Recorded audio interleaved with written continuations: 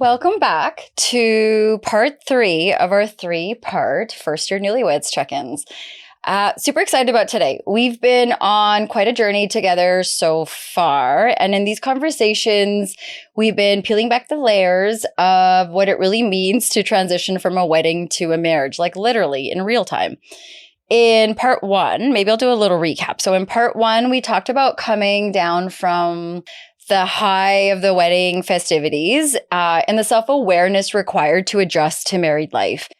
You have to remember our guests were moving in right after their wedding. So they were experiencing living together, marriage, all of that, as many people from the South Asian community do.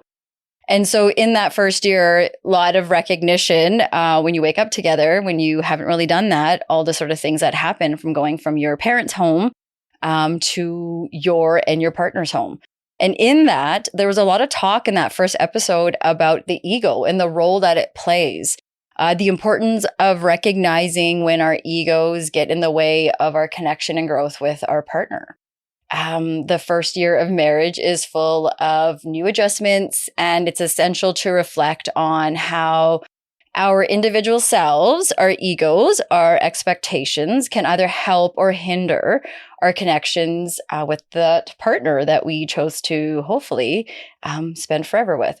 In part 2, we explored the challenges that come with transitions. So lots to talk about transitions. But that happens in the first year. Let's be honest. It's not all rainbows and butterflies. The changes in routines, the boundaries, and not like what I'm not going to do. A lot of figuring out what are we going to do? How are we going to figure this out together?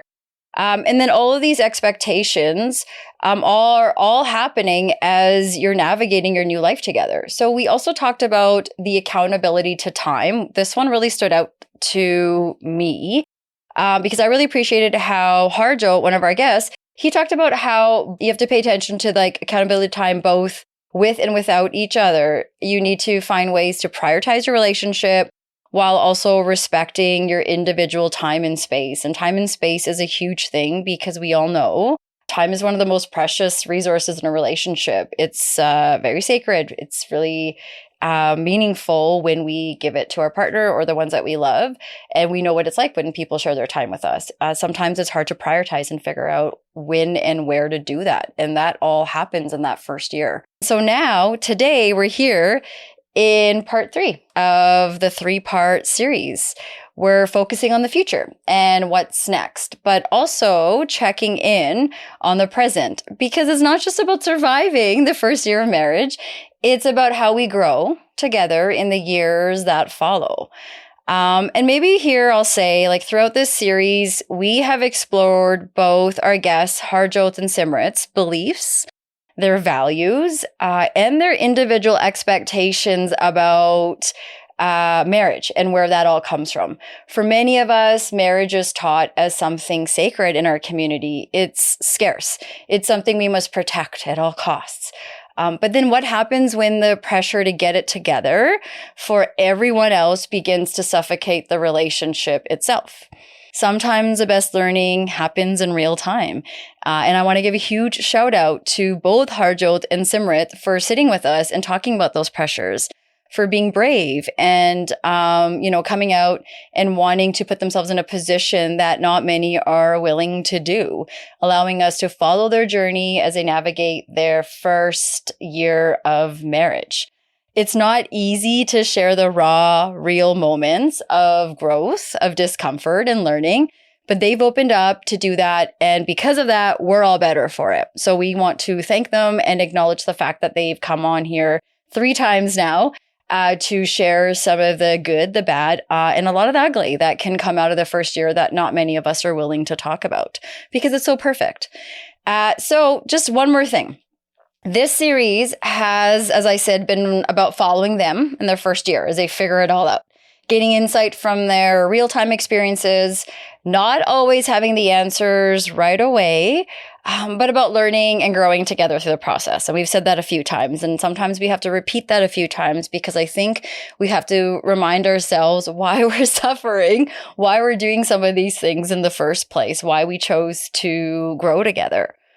I also want to highlight that for the BIPOC community, particularly for me, coming from the South Asian community, I think we're just at the beginning to step into a space like this. So I really want to share how honored we feel that we have folks from our community coming out wanting to talk about things that many of us are taught not to share. With courage and often with fear, we are learning to grow as a community.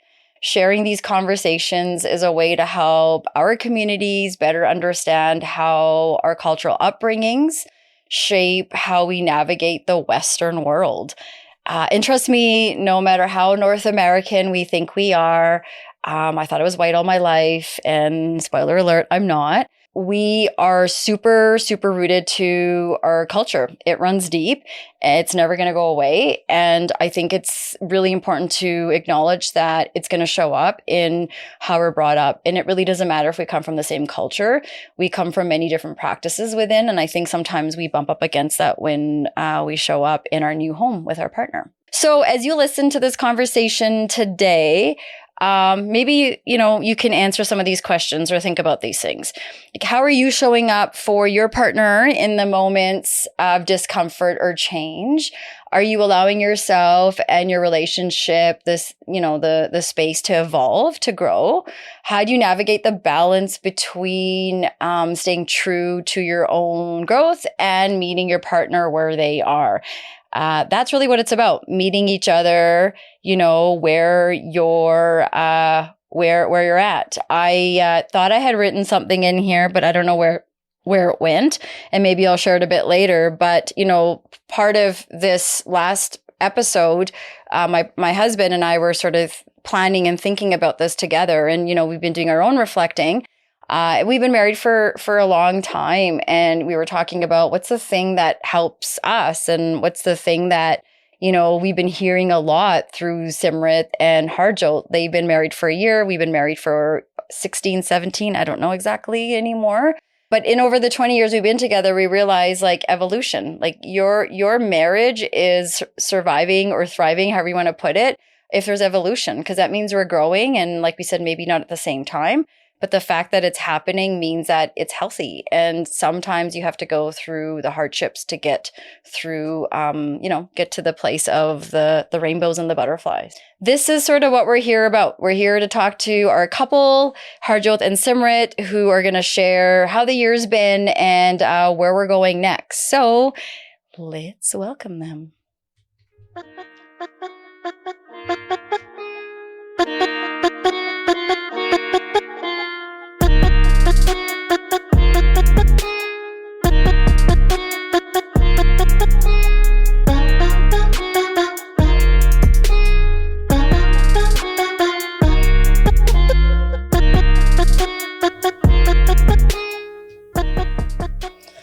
Welcome to Middle Fingers Up, the show where we hold our heads high and our middle fingers higher. I'm your host, Kieran McKay. All right, welcome, Simrit and Jyoti. How are you guys? First of all, congrats to 1 year. You had your first year anniversary not too long ago. Woo! We made it. Yes, we did. Flew by very fast. It did. Holy cow. I know. It really did. I'm like, oh my God, how the heck has it been a year already? This is insane. How'd you guys celebrate it? We went to Whistler. I totally forgot to. Like, you had a brain fart. Yeah, we went to Whistler. We kept it pretty. It was actually pretty lame. We just stayed in the hotel room or the Airbnb for the most part. For a nice dinner. Went to Whistler. That's nice. Why is it lame? I don't know. He said it's lame. I thought it's fine. Yeah. I guess I thought we were going to do something super exciting, but we'd just gotten back from Bali. So our honeymoon was super delayed. Yeah. So we were... Yeah, that's one thing that we did between last time and now. We went to Bali. Finally went on our honeymoon. Finally managed to get our honeymoon out of the way. That's pretty awesome. You guys win. How was that? It was great. Yeah. It was hot. It was freaking awesome. Yeah. Okay, so to kick off today's episode, I would love for each of you to reflect on your first year together. So, at a job, you'd after a year have an annual evaluation. So like marriage, maybe, this is your annual performance evaluation, but not that kind of performance evaluation because it sometimes is a family show. So maybe it's time to do like a check-in and celebrate growth. So we're doing good performance evaluations.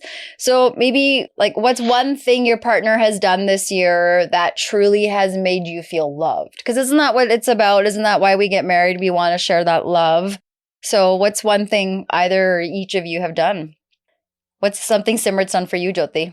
You can start. Oh, I can think of something right off the bat. So I love. I was gonna say that. I think that's gonna take you a while. I love Christmas. Okay. Right, like I'm obsessed with Christmas Yeah. generally. Yeah. And this year I was just being a cheap grump. And she's like, "Oh, like are we gonna put lights up? Or like are we gonna put a tree up and stuff?" And I was like, "No, I don't really care. Whatever. It's not a big deal this year. It's so close to Christmas. Blah blah blah."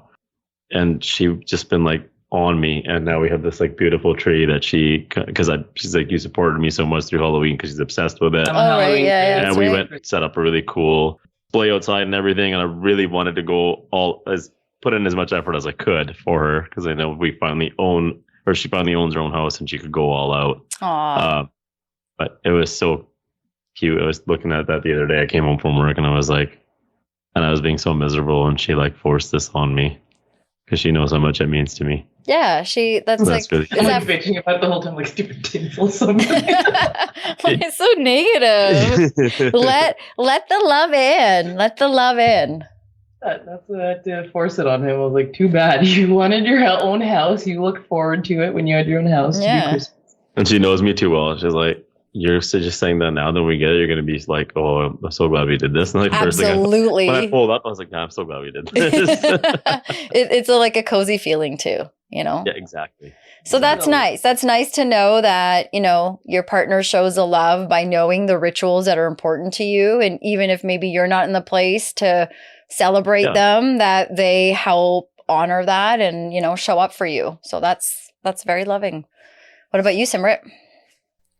Always looking out for me. If my water bottle's not filled with water, he makes sure he fills it up and brings it to me. If I'm sitting there on the couch and he's in the kitchen. This is actually something that Brenda and Amin had mentioned too. Like if you're in the kitchen and you ask about, you know, do you need anything? Like that's one thing that he's really good at too. That if he's ever in the kitchen, do you need something? Can I get you anything? So he's always looking out for me like that. To the point where it's almost annoying, where it's like, "You're cold, let me open the heater." Oh my God. I'm like, hey, no, we didn't get to that part of the valuation. We're just celebrating. What can we do better? That's coming a little bit later. Yeah. How do we strengthen our weaknesses? That's later. That's thoughtful. Yeah, just like knowing that you're on their mind. Okay, now I'm going to get you guys to jump into your middle fingers up before we kind of dive into the final part 3. So before we get into that, let's share our middle fingers up so we don't forget later. Because I have a sneaking suspicion we're going to have a lot to talk about today. So do you guys want to do one together, or you have your own? We got our own. Yeah. Let's do it. We're still individuals. Yeah, you haven't morphed into one person. That's good to know. My middle fingers are up to the fact that we don't have white Christmases anymore. White in the sense that it doesn't snow on Christmas anymore. That makes me really sad. Thanks for the clarification. Yeah. I feel like when we were kids, it snowed all the time, and it just doesn't feel like, not just Christmas, but this doesn't feel like the holidays. Yeah. I'm usually like I'm off for a couple of weeks. So is she. And I'm just like, when it snows, it just feels like holidays, you know? Now it just feels like fall over here. It's like raining like crazy. It's warm. Yeah. You guys have the weird rain, but I mean, you're always welcome to come over here. We always have plenty of snow for you. Snow there. I can mail some, but then it might get forever for Cam to deliver it. So. Oh yeah, that's right. Finally got off the couch. Oh, don't even. But yeah, that's my middle fingers up. I wish it would snow. But you know what? I do agree with you, I will say, because we did, like, not Christmas, but just a couple weeks before Christmas, a December Mexico trip as a family a few years ago. And as we were leaving, it was a couple days before Christmas. They had all the decorations up and they were going to have this whole turkey thing. And I've always wanted to do a warm tropical Christmas, but that one, I don't know. After we left, I'm like, it didn't feel, I'm so glad we weren't there over Christmas, because I felt, even seeing the decorations in the summer with the ocean, it's so different because we are used to the cold and the snow. There is something to be said about that. There is that childhood nostalgia with the wintry. Gives you all the cozy feels. It is. Yeah. It's a nostalgia, you know. Yeah. Right. And plus your parents had to drive you in that weather. Now you have to do it. So, and I have to shovel it and all. So I don't know, and I enjoy doing that. He likes that stuff. He'll take his like ATV around the So I have a block, start snowplow plowing now. people's Oh yeah, driveways and all that. Get to we be a big totally would kid. welcome you to Alberta with that kind of mentality. That's why my neighbors invite me over for stuff. He's really good at being a slave. It's great. Here we call them snow angels. Oh, that's That's amazing. actually You so- never say that to me. Okay, what about you, Simrit? What's your middle fingers up? My middle finger is up to people who overschedule during the holidays and don't let me enjoy my time off. Oh damn, who are we talking about now? There's so many Social media. like family get-togethers and events and everything, all these different groups of people that like sure it's great when you're there, it's fun when you hang out with them, but it's also like, oh my God, I'm not going to get too, especially for me and my job, I know what waits for me on the other side of the Christmas break or the holidays. So Yeah. it'd be nice for me to just like take it easy and just recharge instead of burn myself out from socializing. So yeah, I just kind of wish people would just do one thing and you're done and over with. Well, you're also an introvert, so Yeah, definitely. yeah. Well, yeah, find the balance. That's always difficult for sure during the holidays, especially if you both are from different viewpoints. You have someone that wants to do the socializing, someone that doesn't. And sometimes you switch. Sometimes the one that socializes scares you because you're like, what do you mean you don't want to go anywhere? That's so weird. But I'm so happy. Let's stay in together. But are you okay? Are you sure about this? I know it's odd. We're having a quiet holiday this year, and that's like a little new for us, but we're not complaining. It's nice. So. It's nice. It's exhausting. It's like to eat that kind of food every day, to socialize constantly, and it's a lot. Talking to the wrong guy. Yeah. You get tired of it too. When there's too many, there's years where you're like, okay, it's too much. I just want to have like a salad and some veggies and stuff. Oh, the food, yeah. But I love Food's hanging out with what- people every day. I could go to something every day during the holidays. I love it. Well, again, you're welcome here. We'll take your holiday charm. You guys should come We are celebrate. overdue for a trip. Yeah, you I guys know, yeah. are. That should happen soon. Okay, so thank you for sharing your middle fingers up. Are you guys ready to jump into this? Should we do this? Do it. All right. Okay, so we're reflecting on the first year because we're officially here. Can you believe that? Still can't actually. My Google Photos was sending me in November all these photos from the wedding week. So that was a Yeah. nice little, memory trip to. So many videos that I saw for the first time a year later because people was popping up in people's memories and Yeah. sending it to me. I'm like, why did I not see this when it actually happened? Yeah, friends would send them over. You're like, holy crap. Yeah. Wait, that happened? And that was a year ago? So many things. I know. Does it feel like for you that it's happened quickly the year? Or does it feel like for you so much has happened in between that it's gone slow? A little bit of both. Yeah. Like it feels like it's gone by insanely quickly because it just feels like yesterday that we were going through our wedding week and planning for it even. Yeah. But then when you actually slow down to think about it, it's like, holy crap, never mind. It feels like a decent amount of time. I don't know. It's Yeah. a mix of both for me. It's a weird about like push and pull in your Yeah. head. Like it's short, but it was long. Yeah. Yeah. And then when like you're in the midst of a transition or figuring things out, as you guys were talking in the last couple episodes, it probably in some ways can feel a bit foggy too, because you're in the middle of this big change, not looking back at it too. So it's a lot of things going on, and sometimes it's like you don't even realize, oh my God, we had to figure that thing out. Or Yeah. even if you look at your renovations and stuff, we did all those I was things. just gonna say the renovations. Like I watched this video where we had after we got married, we're sitting in our room, the whole furniture, nothing, painting, touching up, and all Oh, that. And I yeah. was like, dude, that's crazy. That was after we got married too. We were still doing that, sleeping in the spare room on the mattress on the floor. Yeah. Yeah, you just sort of like put your head down and you go, and then you look Yeah. back and you're like, oh. And that's always good to do, is to look back and reflect, because sometimes, when we get in that being so productive and let's do all these sorts of things, we don't stop and celebrate the fact that we renovated a whole house or got the tree, even though it Yeah. didn't feel like it. Sometimes like just tiny little fist bumps of, okay, like we have a tree up. That was going to be a big deal this It's year. our first tree. It's funny that you mentioned that because I've been the last couple of weeks that's really been on my mind of like I haven't really reflected on this year much, and like just thinking about the little things like just the renovations, and like she mentioned the touch-ups we were doing. We had a friend come over the first time last week and like explained what we did, and I was like, yeah. And then I started thinking, I'm like, where were we as a couple at that point?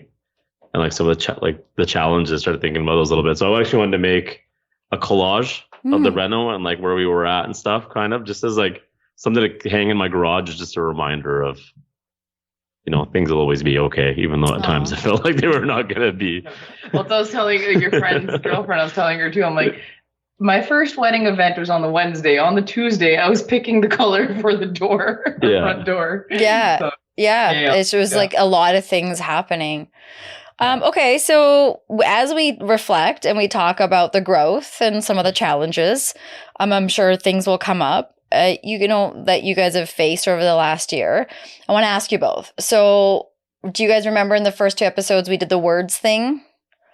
So I figured we should do this to complete it, in case there's someone listening out there that's going to feel like, oh, it's so off, they didn't do it the 3rd time. So it was 3 words you each had to pick to describe each other. And the second time we did it to see if you guys picked different ones or the same ones. So we'll do it again. So do you guys remember them? I remember a couple. Okay. I remember.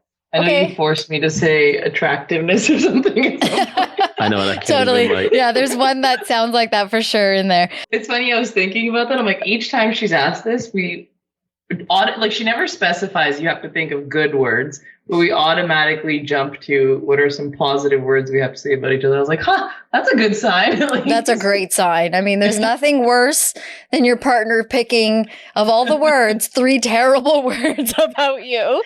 Not even one, not even a third of it. On a podcast being recorded about newlyweds. That'd be something for sure. Definitely. Now we jump to the positive, thinking of the positive. Okay, so which one of you would like to go first, or would you like me to just pick one of you? You can pick. Okay, Simrit, do you remember what you said the first time and the second time? No.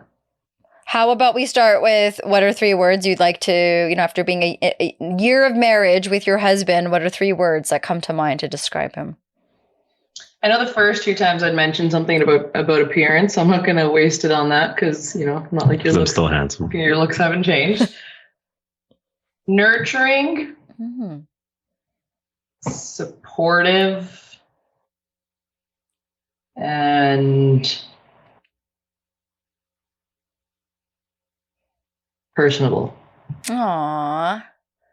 Those are solid, Jyoti. That's you're gonna get a look at you can't feel it right now. He's trying so hard not to feel giddy. You're gonna get a salary increment with this annual evaluation here. Look at this. Okay, those are great. The ones that you had the first time, Simrit, were hardworking, handsome, which is what he asked you to say, and proactive is what you had in there. And then the last one, the second time, you said handsome, caring, and smart. I love it. What about you, Jyoti? You want me to say my 3, or do you want me to? Yeah. What are 3 after a year of marriage? How would you now describe your wife in 3 words?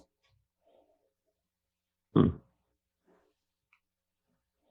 don't know if these are new or if you've always carried these. I just couldn't say them in the beginning, but more so, I think they're more applicable in this area. Deep, in the sense of just like the depth that you analyze, even just some of the things my beliefs and your own beliefs. Strong and patient. Ooh. Oh my God, definitely patient. I feel like I'm so impatient. See, you know what? Sometimes it's just nice to people that know us well to do this with them, or to hear that or tell them, because what we think of ourselves and then what someone who knows us well tells us, sometimes it's like, oh, wow, you feel bad or whatever, but it's that's how they see us, So patient, that's the one for you, Simrit. This is what, Jyoti, you said last time. The first time you said your wife was aware, beautiful, and intelligent. And then the second time you said eclectic. I remember that one. Yeah. Beautiful. Again, it's twice solid. And then fascinating. All still apply. But right? even beautiful. So cute. You guys are adorable. I love it. Beautifuler. Yeah. Okay, so that's the first part with the 3 words. But then what we're kind of asking you guys is sort of, how do you see each other? So how would you say things have changed in the way that you see each other, and from before the wedding to a year later? It's a damn tough question. I know.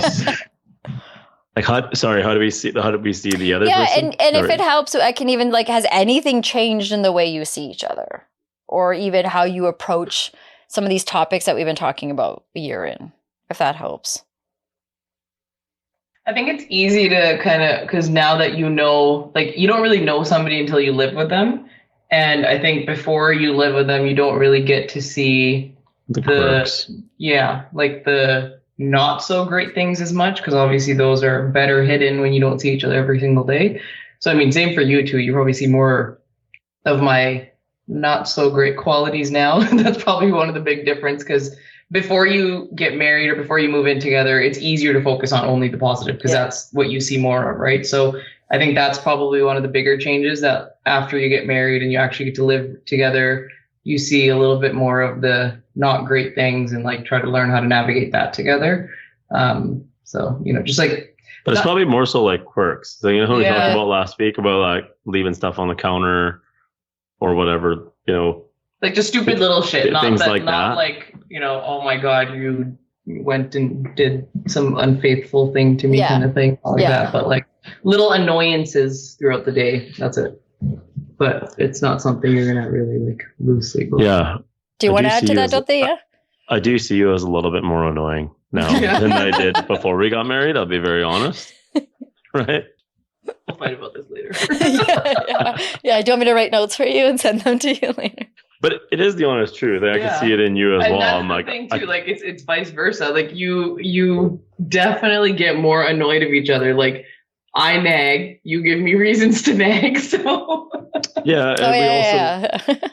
and it's also now we can't hide from each other. I think we've talked about it before too, right? It's you could click the phone, and then you have to deal with it, right? Because we're living together and we have to lay down together at night. Right. So, and that can be annoying sometimes because you don't want to deal with it. Yeah, totally. Right? Yeah, that's so interesting. So then let me ask you guys, maybe Jyoti, you can start this one. What's been the most surprising thing you've learned about each other this year? It's how resilient we are. No matter how much I catastrophize, did I say that? Yeah. Things in my head, we always manage to work through it. Right? Because I think when I'm having my self conversations, it's the end of the world. But then when we actually deal with it, it's at times it really sucks. But then when you get to the other side, it actually wasn't that bad. Yeah. It was just a matter of either me starting the conversation or her starting the conversation and then just talking about it. Oh man, it's so nice to know, or at least what I'm taking from this, is when your partner knows how to communicate with your anxiety. Because that's what I hear right there. Sometimes you get ahead of yourself and, you think it's a worse thing, or it's over, or let's just get divorced or break up or fuck you or whatever, however it is. And a lot of that comes from what we saw with our own parents growing up. Our parents' dynamics were all sorts of things. Some avoided, some communicated, some were violent, all sorts of things. And so obviously that's going to carry with us and show up in our relationships. And sometimes we don't realize that as it's happening too. So I think that's such a lovely thing to note after the year, is that whatever it is, we can figure it out and we come back to it. And, it's you're building that foundation. So that's fantastic. Do you want to add to that, Simrit? In terms of working things out, that's, I think, a strong belief of ours that doesn't matter what it is, you have to work through it, that you can't just give up. I'm not somebody who gives up easily on anything. So my relationship and somebody who I want to spend my life with, I think, is the last thing I'd ever want to give up on. So, make it work as much as you can, obviously. Don't kill yourself over it. But in terms of what surprised me the most, You can say a bad thing. It's fine. Oh. I think what surprised me the most is how put together he is with everybody else, but then behind closed doors, it's a little bit chaotic. You get to see the real side, right? Behind the scenes footage. Yeah, and how, depending on who he's talking to, what type of person it is, what their background is, how he almost preps for that, kind of, I guess. How am I get Surrey Jack at home? The real you comes out. So wait, do you like that side? Like, what are you saying? Like, what are you saying about that? It's not like or dislike. It's purely an observation. Like, it's good because that's one of the things that I do like about him, how he can get along with so many different people. But I think then who he is at his core as a raw human being is probably a little bit more confusing, I think. Just in terms of navigating. For you or for him? I think for him, really, because I feel like I know who he really is. Oh, absolutely. Like if I could build on that, you're probably talking about is like my confidence when I'm with other people. Right? A lot of people assume, that's one of the things, yeah. A lot of people assume I'm a very confident person, but I'm definitely not. Right? Like, that for sure. And that's something that's the number one thing I'm working on is everybody else sees potential in you. You don't see potential. Yeah, I'm just full of self-doubt. It's absolutely, That's interesting because I'm not sure if I'm catching what you were saying, Simrit, but maybe what I'm taking from that is, like how we are at work or how we are at, as kids at school, you keep it together and you give the best to your job or the people out there. And then when we come home, it's like, it's really the people we're safest with get all sorts of sides of us. And sometimes it's like we're supposed to be so honored because you're so safe with me and you're like giving me this whole side of you. And it is an honor. But then at the same time, it's like, okay, I'd also like to see that side of you as well, or that is the real you. Because to be honest, I think a lot of us can relate to that. And 100 years later together, we're still having those kinds of conversations of like, I'm a fraud, I'm an imposter, those kind of ones. And then your partner's like, cheer up, chin up. No, you're not, right? And stuff, those kinds of things we got to do for each other. And so I think it is interesting to catch that. Because do you feel like beforehand you knew him in that way, the way that others outside would know him? Well, I had a glimpse of it. Like I kind of knew, but I didn't know how deep it was, I think. Yeah. And I don't think anybody else in his life even ever has even come close to recognizing this. So Jyoti, I think that was... What's that like for you then? Because if no one's ever seen the real you in that way or that part of you, then like, what the heck? What's that like? Oh, it's tough. Absolutely. Yeah, that's like, actually, there's one of the things I was going to talk about on my own. That was the only thing I had coming into this is like, that's probably what I'm going to talk about is, is what I really feel inside versus what people actually assume I'm like, right? Or how I probably am. It's tough because, a lot of whatever you're conversing with people or you meet people or even just really close friends think they have an idea that your life's going great and stuff. But internally you're like, it's really not. Right. And as a guy, well, especially as a married man now, I have so much self-doubt of myself as a husband, as a provider, as a man, I guess, in general. Mm-hmm. So, and it's really tough because sometimes you want to just scream it out to like a friend or something, but they're just going to try to make you feel better. And the problem with me is I don't do a good job of, I think, explaining my feelings sometimes. So out of fear of them misunderstanding something, I a lot of times just won't tell people stuff. Or you downplay it. Or I downplay it. Yeah, definitely. So, so I spend a lot of time just stuck in that imposter syndrome thing. Mm-hmm. Right? Carry a lot of self-doubt. Do you think that some of that comes from that word, which was actually I didn't do it, my middle finger's up, the word comparison? Like, do you think that has anything, just, or does that play a part in some of that? To some degree. Yeah, I mean, if I do compare myself, it's just like in terms of business. Like, I could be doing better in my real estate business like compared to this person who started at the same time and they're so much further ahead or whatever, right? But do you have expectations of like where you're supposed to be versus where you're at? Yeah, I guess you just assume that like, X amount of time has passed, that you should be at this point. regardless of whatever's going on in your personal life, or, just get your shit together and figure it out type thing. Yeah. Um, How's that working? It's tough. Yeah. It's tough. Working really good, right? Get your shit together. It's just that simple. Because that like carries over, right? Yeah. Like you're like, hey man, you're not doing good in business. You're not being a good husband because you should be making more money and things like that, right? But like, who tells you this, that you're not being a good husband? I guess it just goes to like what a man should be, right? The provider and like the guys that are all together. Competition, Karen, I think it's not so much competition with other people. I think it's competition with himself. It's not competition. I'm saying comparison. Like comparison where he thinks he should be versus where he actually is. Which is like what we say when we're fraud or imposter syndrome, because like we decide ourselves that something's supposed to be this way, or someone decided that for us. Like, for example, we're talking about your first year of marriage, and somebody along the way and a bunch of people in our community decided marriage should be a certain way. And many people follow that for many years, and things change over time. And now you two have decided, well, you're going to figure out your own thing.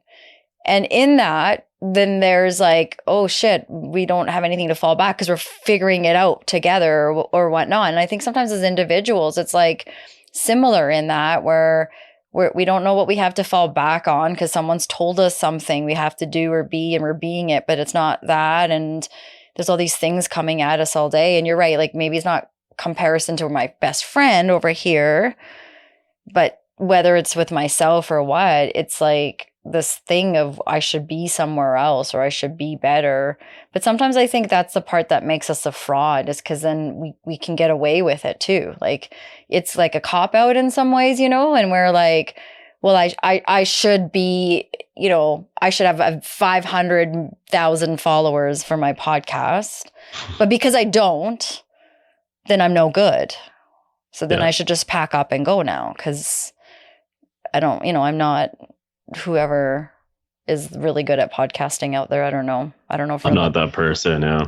And I think that's another thing too. Like just actually, I guess one of the surprise things that I think as somebody who is so goal driven and has always been one to set goals, always achieve them. Mm-hmm. I think it's an adjustment for me then to be married to somebody who's like, you've set goals, but they're either I'm all about SMART goals. Like they have to be attainable, they have to be measurable, they have to be small enough, like small baby steps. And that's what kind of makes you overcome a lot of that imposter syndrome, because at least you have something to celebrate along the way. Mm-hmm. And I think that goal setting thing is it's either too extreme or nothing at all. So I think that's where you kind of struggle a little bit too. And it's a big adjustment for me because I'm like, it's so simple. Just do it like this. Because I've always been a go with the flow kind of guy. Go with the flow or like go way too hard in the paint. Yeah. One or the other. But it's finding that balance of all. It's a lot of us kids growing up have that all or nothing. And I think it's the way we were raised too. There wasn't a lot of the balance. You either could or you couldn't. Yeah. It was, there wasn't a lot of gray in there, and for various reasons. But I think then that sort of shows up too, is I'm either going to be really good at it or else I've failed it. And kids do that at a young age. If a kid joins a sport, like my kid's playing hockey. So the winning part of the playing hockey is if you score, right? Like at his age, it's like if I score, that means I did good. And so we have to do the part of teaching that there's more to it than just that. But not all of us, kind of got that. And the key now is, okay, we didn't get it. So then we have to figure it out because it's impacting our partner now.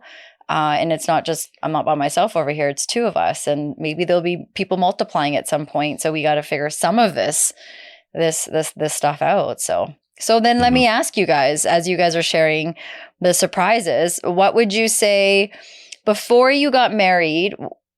What would you say if someone asks you, what do you think is going to be the hardest part in the first year of your marriage? What do you think you would have said? I probably would have said being away from my family. It is definitely one of still the very hard parts for me because I'm very close to my family.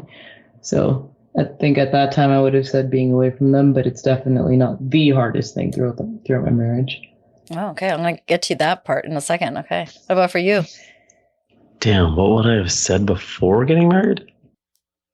You probably would have been like sunshine and rainbows. Honestly, that's what in my head I'm thinking. I'm like, I thought it was going to be all good. Okay. So it was you never didn't talked think, about, okay. right? Yeah. Like we've talked about it before on the podcast, is especially in our culture, like, this is the end all of like existence, right? Is getting married and starting a family, and it's all just great. Even though we saw the shitty parts of it with our parents, it was just like, oh yeah, you think you're different than that because you're not the immigrant, person. Yeah, exactly. Like you're going to be different because But little do you know how much of it you actually carry into your relationship. Yeah, no, for sure. Yeah. So what would you both? I don't think I really thought anything was going to be very hard. Yeah. That's interesting. Like, even though we didn't have many struggles, I think one of the just like textbook things that come up is finances. And I think you mentioned that a couple times before we got married. Yeah, I was aware of that because I knew we were like buying a place and stuff and everything. And I went, so yeah, that probably would have been it. It's just like being a provider, yes. Like making sure I make enough money. And then now, year later, still struggling with the same thing. I'm like, that is the hardest part. That is the one. But that's one of the hardest things. Also, that you need to keep in mind that's not marriage specific, right? No, that's like not. Literally everybody in Canada right now, because our economy is so shit that everyone's just trying to survive and make it and make enough. So you're not alone in that either, though. Yeah, but I think as men, whether. But that's. But like, what I'm trying to say is that as men, we just automatically, our self-talk a lot of the times is just that you're supposed to make enough money that your wife doesn't have to work. I think a lot of guys carry that without actually talking about it.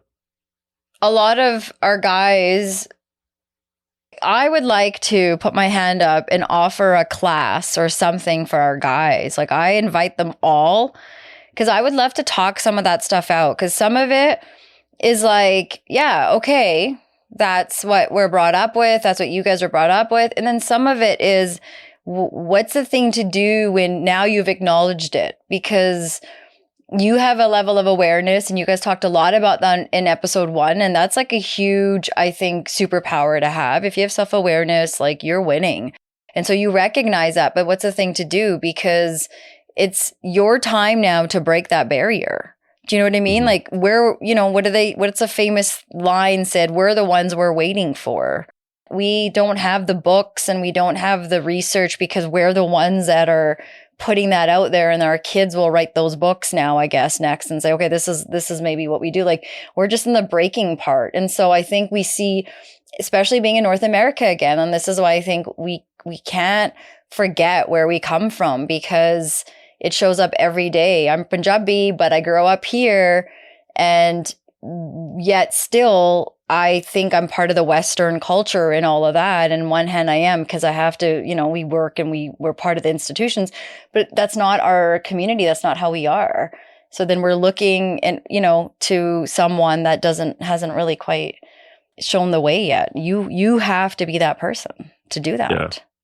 Kind of whatever, like, thanks for that. Okay. Conversation done. But it's something that, like, what are you going to do with this now? But like, yeah, there's so many of you guys, like you being one of them, Jyoti, that have so much that our dads and maybe some of the other guys didn't, right? Like, so now we can't, I don't feel like we can waste that. I feel like we have to like keep going with that and do something with that, because that's how we're going to break some of these, barriers. Like, okay, the finances, the addictions, whatever else it is within the community, it's like the pressure's on us now. Yeah. So they say trauma takes 7 generations to fully leave your bloodline. Damn. So unless there's a cycle breaker within one of those generations. So. And we are only learning about the epigenetics and all that because, like, we don't even believe it. We still think it's like a magician doing some kind of illusion before us, when all this data is coming out about how the trauma is in our genes and how women pass that chemically to their fetus and so on and so on. And I think sometimes when we hear this, it's like way back in 1,000 years ago when someone said the germs were on your hands, but you couldn't see them. And they thought, they're like, what do you mean the germs are there as the plague's going on? It's like the same thing now. Like, we have all this information on trauma, but again, we're the barrier breaker. So our generation is just getting it. Whereas again, North American, there's been generations here to, I think, start to apply that and write books and do those things. And then we're like, oh, we're so shitty. Well, no, we're just showing up to this conversation. So we can't expect to be in someone else's seat when we're just realizing, oh yeah, we got to work on these things. You know what I mean? So yeah. Oh, you nailed it. Yeah. 7 generations. I was talking to my parents about this 2 days ago too. I was like, like our grandparents' generation survived the partition. Our parents' generation survived the genocides. And then on top of that, all the traumas that come with moving to another country. So I was like, we are literally the first generation who hasn't have to be afraid for their life. So yeah. That's a lot to carry in your bloodline. It is. And if I could just for a second, like I was talking to a friend who's a few years older than me. So she's just turned 50, I think. And her oldest child, she's a daughter, she's about 28. And my friend and I were having this conversation about where her daughter could be at 28, like finding a partner, getting ready to get married, and not getting married tomorrow, but like maybe it's time to start in a relationship, that kind of mother-daughter conversation going on. And, saying like her daughter's not really kind of in the mood to be dating right now, and just that's not her place is. And the mother is like, you're 28, you're getting there biologically. And I said, biologically, all that stuff, science is telling us other things, but I'm like, also like, you may not get this, but your daughter is, again, at 28, she's a generation after me who's starting to just kind of break barriers. Like she's fully getting to experience, what feminism could be for women of color. Like she's just getting to understand how to live in barriers that her mother sort of kind of broke. And so I'm like, we're expecting this girl to go get married and all these things, but this is a first generation, these kids that are at under 30 that are experiencing something for the first time that a lot of us and our parents hadn't, So I think sometimes we think we're somewhere, and we just have to give ourselves credit for the fact, like we are where we're at, man, and we'll get there because people like you show up and have conversations. Like that's sort of how we, move along. So, okay. Do you guys want to add anything to that before I take you to the next thing? Not at the moment. I'm sure something will come up, but something on that, I think. Okay. Well, you can bring me back, but I'm going to take you to talking a little bit about, we've been sort of talking about expectations and growth, and we're just going to move along a little bit. So we've been saying the journey of marriage is all about growing. Sometimes we're growing together, and then other times we've said we're growing individually. So how have you two navigated the moments where one of you is growing a little faster or different than the other with some of the things that you two have been working on in your first year? That's something we're working through right now, I would say. I think it just goes back to what we talked about in episode 2, just communicate and like keep each other on the same page with where you're at. Being very detailed about why you're at where you're at. Is it scary sometimes when one of you, when the other one's further ahead with the growth, like the one that's sort of sitting back and watching that?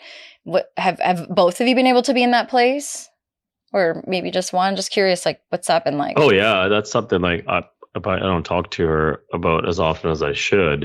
But I often think, I'm like, what if she outgrows me? Like, what if she gets tired of me because I'm not growing fast enough, right? Whether it's like spiritually or like whatever it may be. Like what happens then, right?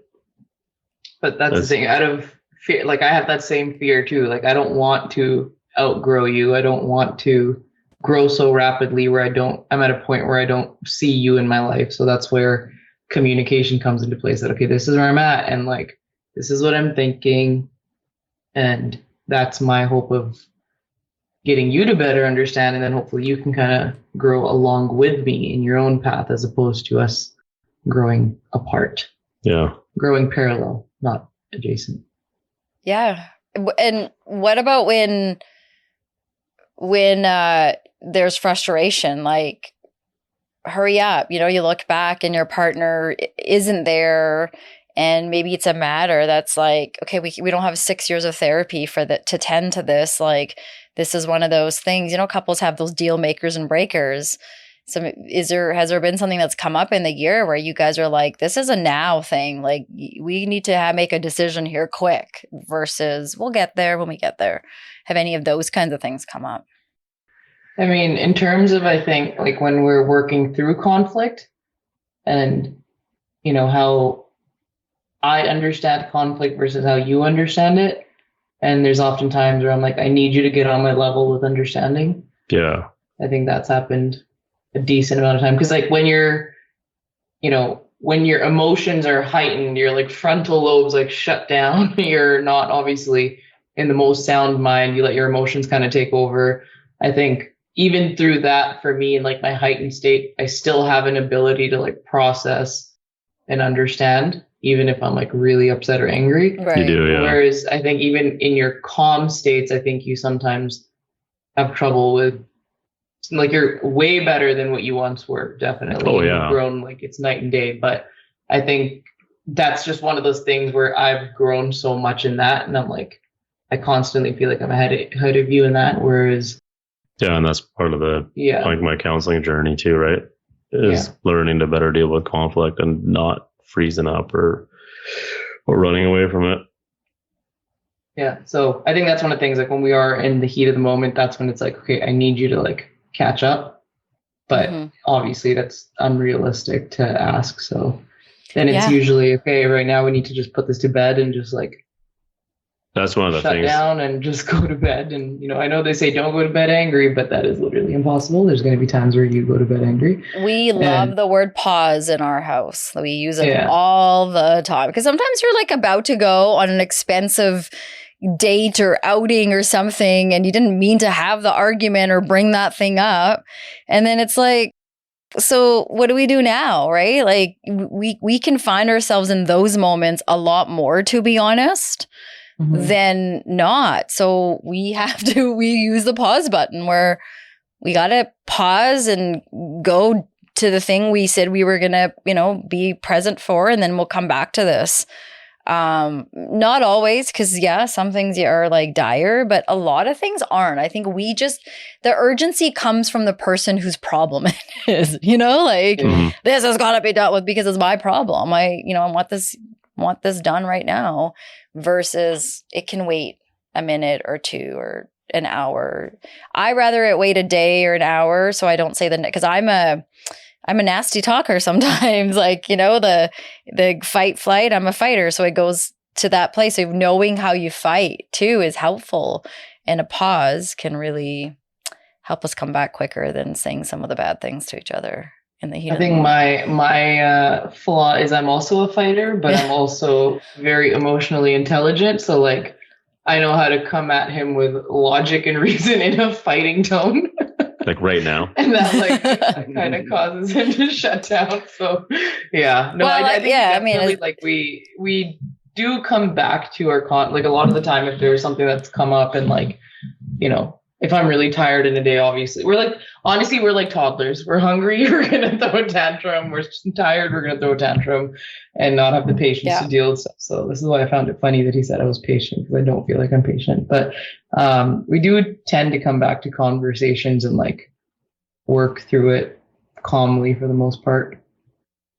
Yeah, I think you made a good point, as well as recognizing the patterns of our day of the basic needs not being met. I haven't slept, I haven't ate, those kinds of things I don't work well with. And so basics sometimes we don't pay attention to, right? But knowing that not eating is not going to be helpful before having a big conversation about what to buy at IKEA or whatever it is that we're going to get into. So okay. So last time I was like, we're going straight to the food court. And you're smart. And it worked out well. Smart man, for sure. Seriously. Okay. So just to, if we talk about finances, financial focus. So, this is also, these are things that have been, if you were to go and look up, what research has been out there on marriage and divorces, and there's lots of talk about what happens in the first 5 years. There's a higher percentage of divorce in the first year being, as we've noticed in our community, really fragile. And so reflecting on the first year, as we've been talking about like growth and we're going to talk about finances, balancing work, life and family, communication. Those were sort of things that have come up in the last 2 episodes with you too, but also are what a lot of research actually does talk about in terms of the things that come up for couples and the things that are suggested for couples to figure out. And then there were some things, I had talked to you guys before we started recording, that I think when I went back and re-listened to both those episodes, there was a lot of good things that our community could benefit from that we'll cover towards the end that really isn't in the research and came from the conversation with you guys. So if we just like go back for a second to the financial stuff before getting married. So how did you both individually, like you don't have to give long-winded answers, just like quick sort of like think about before marriage, how did you individually approach finances? I thought it was my money, your money's your money. Yeah, she said all the time. And to some degree, it still is like that. Like we have separate bank accounts, we also have a joint bank account. How do we view finances? I don't really know how to answer that. You were all about like joint bank accounts, everything, put it into one pot kind of thing. I remember that, and I was like, absolutely not. This is my money. I'm very possessive of my money. So our middle ground was then to have one joint bank account. Every time we get paid, half of it, doesn't matter the amount, half goes into the joint, half stays with us.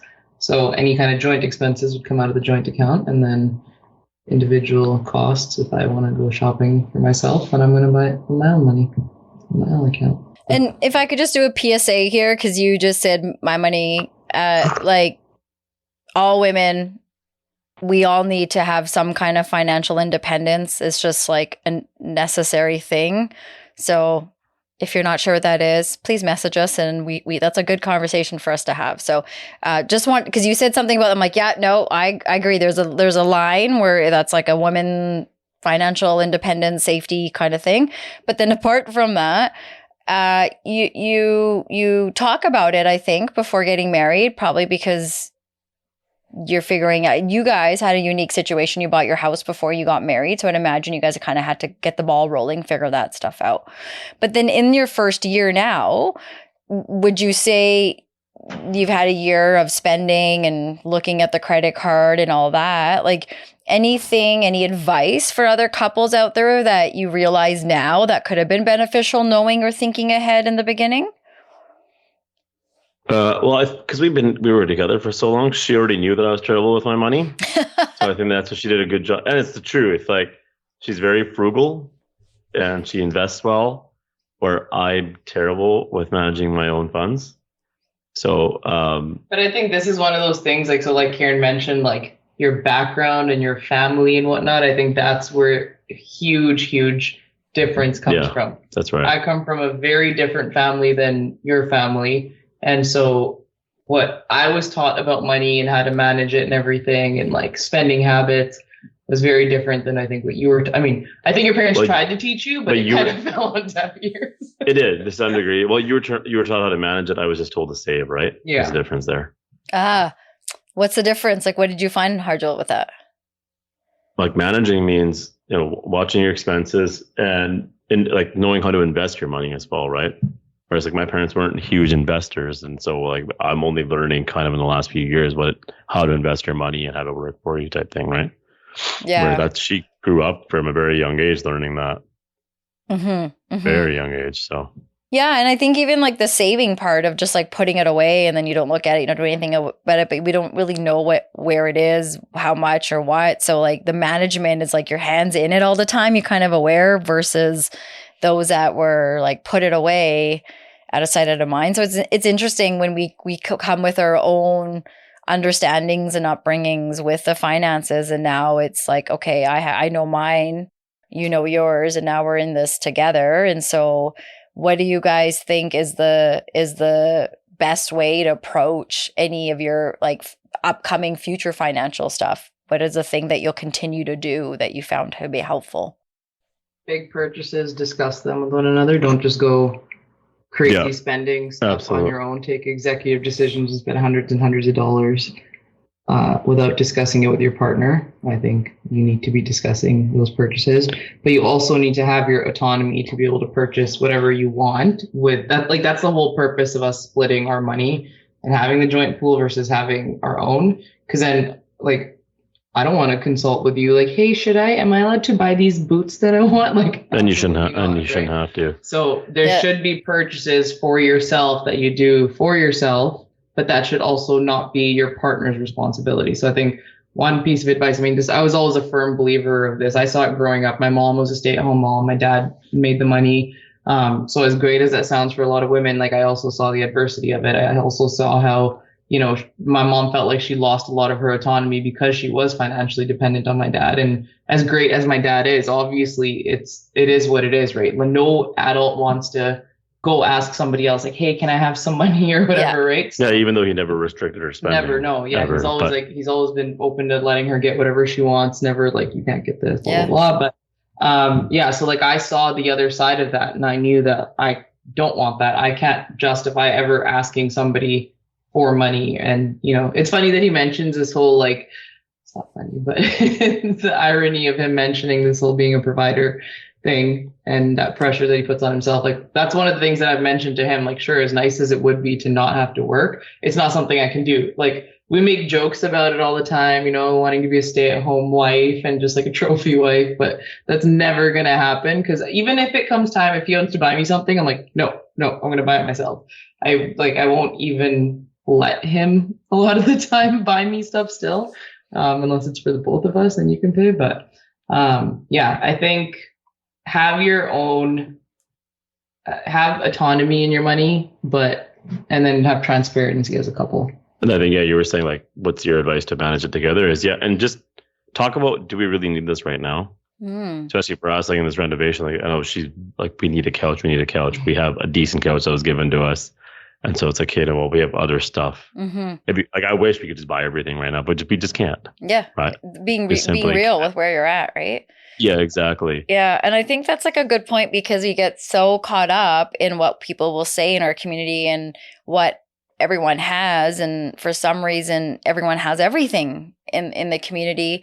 And then those that don't feel like, okay, I'm not, again, back to the comparison, imposter syndrome, I'm not doing enough. Yeah. And it's like the finances are really individual to the family, the couple. It's so interesting that we are like comparing all of that, but we know how that was created and that continues. And I think it's like a real trick as a couple to not get caught in that sort of lifestyle and that thing. I think for Carrie and I, it was really helpful, to be honest, just to physically move away from being around a lot, especially because we were so young when we got together. And I think that just naturally helped us figure out a lot of like, the struggles as well as getting things on our own, but also not being caught up in what everyone was driving around back home in Surrey too, or what everyone was living in. That just like we would have had a very different life if we went that route trying to get that kind of a house or that kind of a car or whatnot. So I think with us, like we're less about like comparing with like in that sense, if we were to actually compare, I think we are probably in a more, favorable position in a sense that we have our own place and whatnot. Like my hobbies are too expensive. What's that? My hobbies are just too expensive. Your hobbies, yeah. No, but I think with us, it's less about comparing. Like I'm a lover of like interior design and home stuff and whatnot, and wanting to make a house a home. And that's like, honestly, even as a kid, I used to tell him too, that's my dream, that I just want my own home and like a forever home. And growing up, I moved so much that like, I just wanted a home base for myself. So I think for that reason, I'm like, okay, I want to make this more of my home, the way that I envisioned my home for myself. And but that also means that it's going to take a long time to get there. So, and it may not. And I think also your home, if you stay in it for a while, it evolves with you too. We just did like a 4-bedroom change. Our oldest moved to the basement. So, rooms had to sort of accommodate and change. And we were saying for the first time in 13 years of being in this home, it finally feels like we're actually using the house in a way that feels comforting. Like, oh, we're using that room now. And so I don't know if, we really knew how to use the space prior to that. So it's funny because we're in a different place. The house is in a different place. So I think your space evolves with you over time too. So you get the couch or whatever it is you're looking for as you're collecting it along the way. And so I think it's that urgency that we put in ourselves, right? You got to get it now, got to have it because Pinterest and all those other people everywhere we watch already have it done. But couch that doesn't break your neck. You nailed it. It is like you get caught up in that sense of urgency of having one. I think actually, what was it? Nana and Cam had said that was like take your time setting your house up as well, because then you're like, hey, now what? Yeah, once that's done too, right? Yeah, once like everything, you get everything, all of a sudden it's like, hey, well, now, yeah, what do you do now, Do right? it all over again. Yeah. Yeah, I mean, I'd be surprised if it does end, because it's true. Like if you have an old place, you might reno, you might move, or a new place. Yeah, you're just your style, you change. Maybe you get a little extra money one year and you do get that expensive piece of furniture, and then, you put plastic on it forever and no one's allowed to sit on it. We all know. We all had that dining room table that our parents loved. The cherry oak. It's funny you mentioned that though. When you do get a couple bucks, like, hey, what do we do now? Like now we're on the office. Yeah. We bought some like furniture to set up our office or whatever. And like now it's exciting again because like, hey, we got a partial part of our library is going to get set up. It's fun though, because it's an activity to do together. Like it's so easy to just plop down and just watch TV together. That's it. I hate doing that. So at least this way it's a project together, right? So, right. Exactly. Figuring that out. Okay, I'm going to take you guys to you guys talked a little bit about balancing work and family life last time too. So before marriage, how did you guys envision balancing your careers as well as your home life? Like our home life together or with our families? I think they go hand in hand. I think you have a bit of figuring out your own home life, and then you guys also have your balancing of your family life as well. I thought it would be a lot easier. Okay, yeah. Like finding the balance of like spending our time together and knowing what enough time together as a couple is. And then like it would be effortless to just go to whether it's our family event or my family event. I didn't really realize how much checking in we would have to do with each other. Oh yeah. See, like, are you in a space to go to this thing? Or even am I? There's a lot of times where I don't want to go to my own family events, right? Yeah. So then like explaining to your family of why you're not showing up and things like that. That I thought it was going to be a lot easier for whatever reason, or maybe it's something I just never even really registered. Yeah, I mean, I think that's a really good point. Whether, maybe for some it's not registering, and for some you do think it's like, because you want to be together all the time, so you just think, why wouldn't we go Monday to that place, Tuesday to that place, and wherever else Wednesday, Thursday, Friday take us?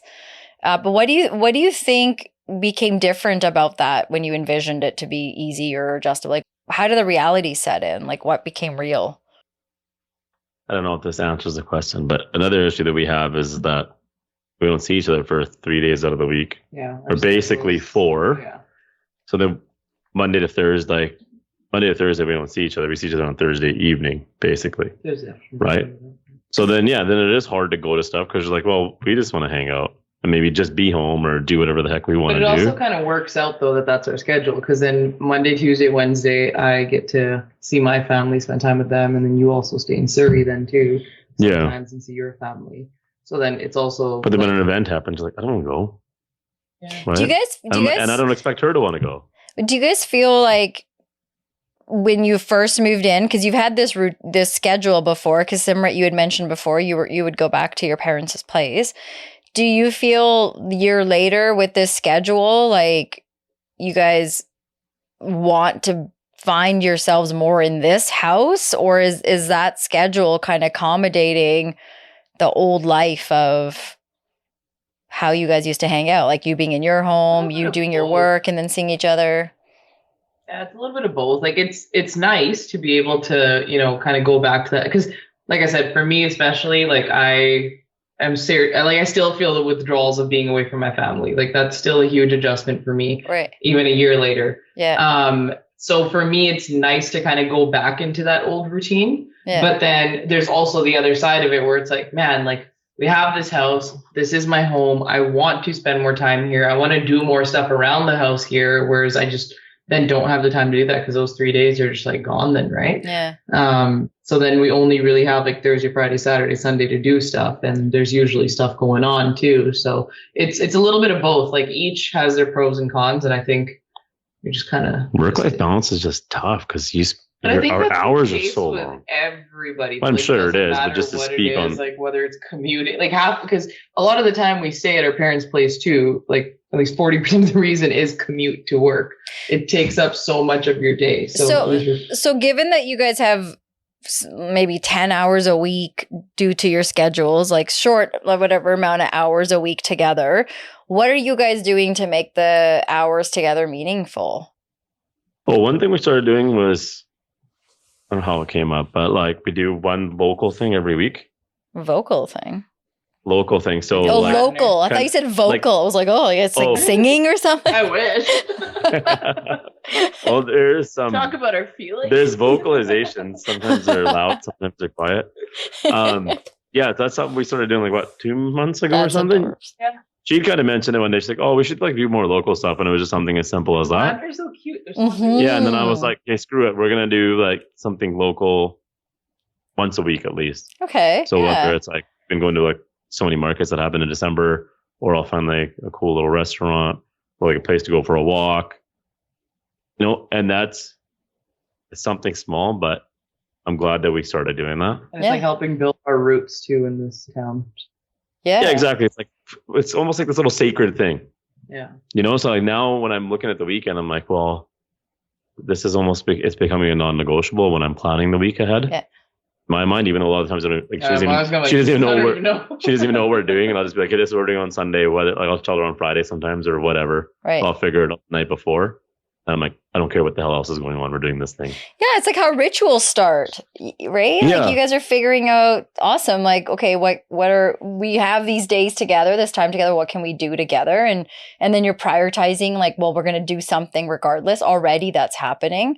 And then I think, like, on top of it, you're exploring your town. So anytime we feel connected to our home, whether it's our community or our house, like we feel the safety and the comfort of wanting to be around there more too. So I think it's such new stuff that you guys are trying to figure out and make more known or common or comfortable or familiar, whatever the word is. And I think those are all things that maybe we don't think about, but those are the things we do when we get a new car, we drive it as much as we can. We get a new phone, we're constantly on it to check it out, to get comfortable with it. And I think that it's a lot of what I hear you guys saying. And okay, how do we make this place ours, like our home versus just a house we meet up in every now and then? Okay, communication style. Simrit, you've talked about this consistently. Like a lot of what your guys' foundational skills or what you fall back on is how we communicate. That is key. That's important. And I think that is like Jyoti always says, is you hit the nail on the head, but I really think that is what you have hit the nail on the head with in all of your guys' conversations is what is our communication style? That's what it comes down to. So before marriage, what did you guys think, or how did you guys figure out or talk about, what would be effective communication for the two of you? And then, my after question is going to be, how has it evolved in the past year? How did we figure it out? Was that your first Yeah. question? Yeah. Like what did communication, what did it mean to you guys? Talk about it? Did you guys figure it out? Did you guys plan it? How did you guys get to this place where you guys prioritize your communication? I think for me, we had a couple pretty major fights, and like verbal communication just wasn't getting across at all whatsoever. Like no matter what I would say, it would always just, and I think this was at a time where he just was not at a place where he had any emotional intelligence. It was all or nothing again, right? Either no emotion or too much emotion at once. So there's no reasoning with him. So then I would just get to a point where I'm like, okay, fuck this shit. I can't talk to this guy right now. There's no getting through to him. So I would just put pen to paper then and like write a letter. And I'm like, don't talk to me. I need you to read this. I need you to understand this. Once you've calmed down and actually thoroughly understood what's written down here, then come talk to me. So I think after that, like, well, that's what transitioned into my started going to counseling too. Mm-hmm. So I don't think we really figured out, like I made a game, well, I guess somewhat of a game plan. I think, but I just kind of learned it through that and then tried to use that. Yeah. And then you taught me what you've learned through your counseling and your own growth, and we read some books and stuff too. That's right. Yeah. Yeah. So I think I don't think we necessarily discussed how we want to be communicating. I think it just inadvertently kind of happened. Where you through conflict. Yeah. Really. And you realize that, okay, clearly the whole screaming at each other thing isn't working, and the whole, being extremely emotional or just shutting down thing isn't working. Yeah. So you have to kind of talk it out. You have to understand, not just listen to where that person's coming from and like agree with what they say. I know like a lot of people, when you hear these, tips on, oh, here's how to communicate, blah, blah, blah. It's like, listen to them, repeat back what they say. It's like, sure, that's going to work to some extent, but you yourself have to understand as well and feel it within yourself, what that person is feeling. Like just mirroring what they're saying or feeling is not enough. You have to actually put yourself in that position and see where they're coming from and empathize with it and be compassionate, right? So if you're not doing that, and if you're not putting that love and respect for that person first, and what the hell is communication? Like communication is comprehension too.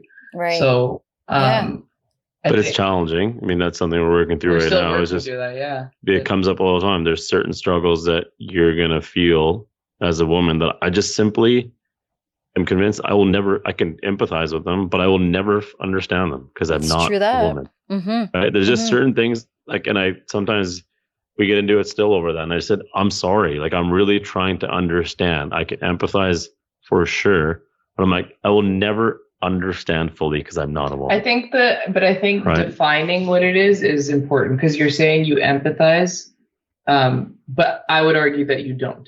I think whenever I bring up a conversation, and you brought this up last time too in the podcast, where like learning when you need to just listen versus fix. I think in empathizing, I think I think your idea of empathizing is, how can I make this better, or how can I fix this? Which is like such a common guy, like a male sort of like trait is the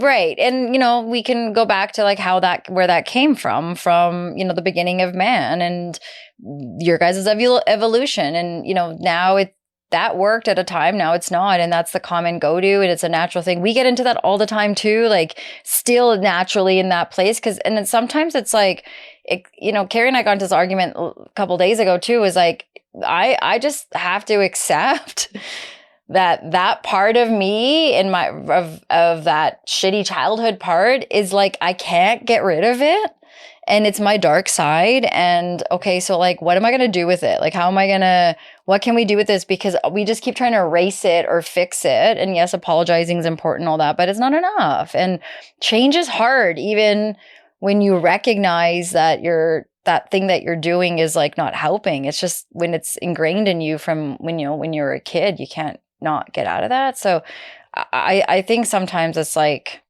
I don't know what the answer to that is, but like, just wanted to say like, yeah, we get into that a lot too, which is, hold on a second.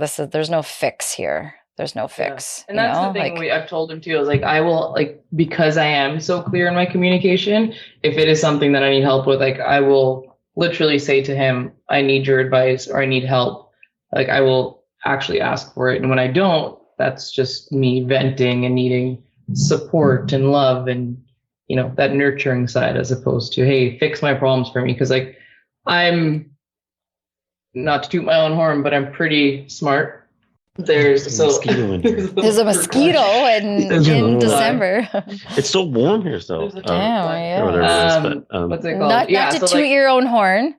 Yeah, but I'm pretty damn smart, and I'm a really good problem solver. So if I can't solve my own problems, I don't think there's many other people who can. And sounds very freaking cocky, but I mean, sadly, but it is true. It's true, right? Like I'm painfully logical in the way that I think. So I don't often need that help. And if I do, I make it very clear that, I need help, and I know exactly who to go to when I need help. So then when somebody's giving me unsolicited advice on how I should deal with my woes, I'm like, I know this. And how many times have I said that too? Like, I'm not stupid. I know this. And your response is, I'm not saying you're stupid.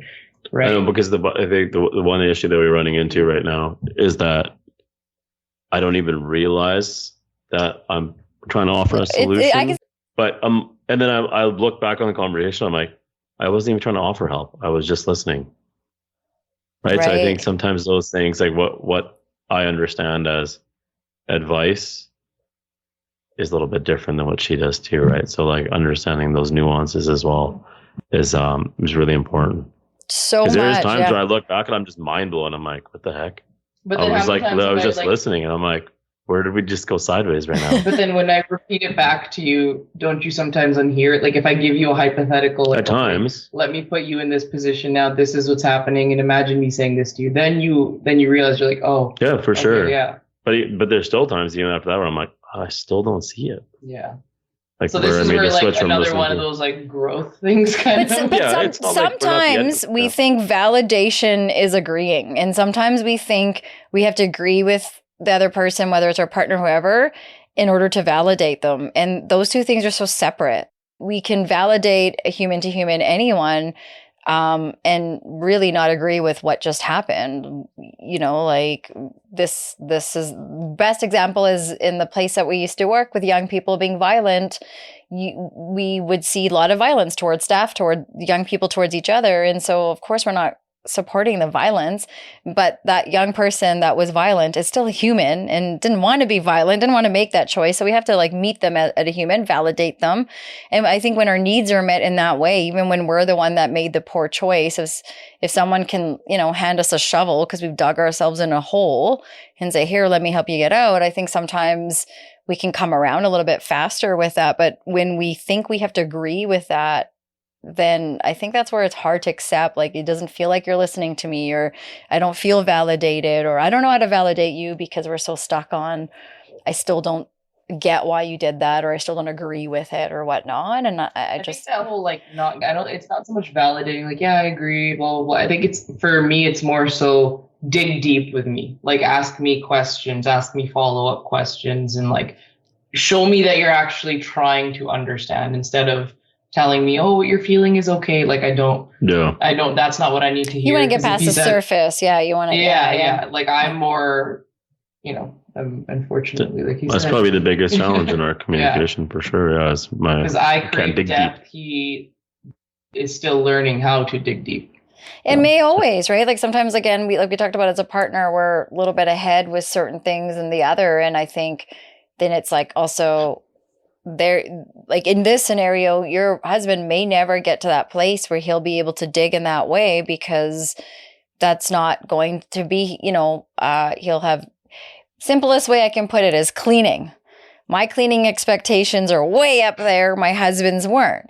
And one day we were fighting over it years ago, and he's like, you know what? Let me show you something on a graph. You're way up here. I was way down here. And now you're still up here, and I'm like right there. And for me, I like moved up so far up the graph. He's like, look how far I've come. But like, we'll be dead before I can get to up there. Like, that's like getting me to go from 0 to whatever. And I was like, fuck, man, why can't you get there? But even now, knowing that, right, we still get irritated. But again, it's like, that's my expectation. That's how I want to see it. Just because I think it should be clean that way doesn't mean I'm right. Doesn't mean that's the way it should be. And also acknowledging that, you know, for Jyoti, like maybe he'll get to a certain place, but then you're going to have to either find a way to give the list of questions, or find a way, you know, to get that out for you, because yeah, you want to go there, you want to have those conversations, but I don't know, like sometimes we want something from our partner in a way that it's just not going to happen. And then it's like, okay, how do we still get our needs met? You know? Yeah. How do you find balance? You go to your girls and then. Yeah. So maybe that, you know, your therapist and then your girls and then, yeah, you know, like you kind of go that way. It's important to have that outside your relationship. So yeah, someone. Because she's brought it up to me before, like, you know, you just don't understand. This is why I have to talk to so and so, and I'm like, thank God she has that person, because she needs that. And as a guy, obviously, again, you want to be the provider and the fixer and everything. But it also sucks because like you're talking about how you can't talk to your friends about it, and like, you know, how you feel like you know, you just can't show that kind of vulnerability to your friends, which is so. It breaks my heart, because I'm like, dude, I don't know what I would do if I didn't have these conversations with my girls. Like if I couldn't open up to like the way that we talk, we send memes to each other, because one will be like spiraling crazy mental breakdown, and then the next second we're like laughing about the stupidest shit. But like you can be that vulnerable with one another, and it's great, and there's no like judgment or anything there. So I think it's very important to reach out I to your know, friends. and it's like it's isolating, hey? Sometimes what they like do you find for you in terms of, and maybe you're representing a lot of dudes in general, like just that piece of wanting to have that kind of a deep conversation with a dude, and it's just, is it like not as available for you guys in your group? I guess not all you. Yeah, I think if you just start it, it would be available, but it's a matter of starting it. Like I do a really good job of asking my other friends, well, at least I used to, about what's really going on in life and stuff. Yeah. And helping extract things out of them. But when it comes to my turn, I don't think I do You're a very good job. caregiver. You attend to other people's needs, but you don't attend to your own. I need people to pull it out of me. That's the thing, right? Is I'm And not like, gonna... my God, do they need to pull? Even I need to pull. So Yeah, that's exactly it. Because I'm always trying to help everybody else. So yeah, it's, I feel like a defense mechanism for you. Mhm, Help mhm. other people. That's how I'm going to feel better about myself. yeah, that's true. Yeah, I mean, you think you're better than everyone else? Right? You're above everyone? Yeah. Seriously. Okay. It's like, I think you brought it up last or maybe in one of your episodes or our episode, I can't remember. Like, yeah, why do we suck at asking for help? I know, right?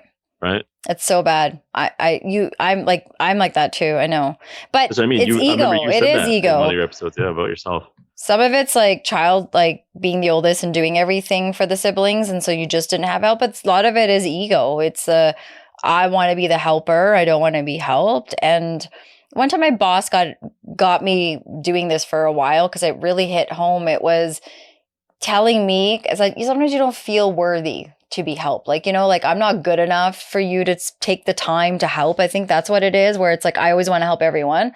And she's like, I've said that to myself before, yeah. Right? Like, I don't deserve sure. it. It's okay. They could be helping someone. And she, I remember her saying, like, people want to help you. Like, people adore you. They love you. They're around you. Like, you're not by yourself. You have people around you all the time. They want to be asked. Like, people think it's an honor. And then when you think about it, like, it is an honor when someone asks you for help or calls you or decides to talk to you about that thing. And it means a lot. And I think we also owe that to other people as well, because people want to be there for us too. Yeah, you got to give them the opportunity. It comes from upbringing though too. Like for sure. You've never really seen in your upbringing like somebody accepting help. It's always serve. And I feel like it's such a big part of our culture. That's that, how like, it is, yeah. It's literally seva. Like we call it seva, right? It's something that's hospitality and seva and all that. It's like so huge in our culture that you're judged on that. Like your level of service, how great is it? That is the direct correlation of how great of a human you are. How good of a person you are, yeah. Right? Very So well said, when that's so deeply ingrained into you, if you're asking for help, you're considered to be weak. Like, oh, this person's actually not that great at, doing what they do. So, but that's not at all the case. Mm-hmm. Everybody needs help. Very well said. It's so funny. That is, when you're just talking about seva, I was like, oh my God, that's exactly what it is, right? Yeah. It's so funny where some of these things come from.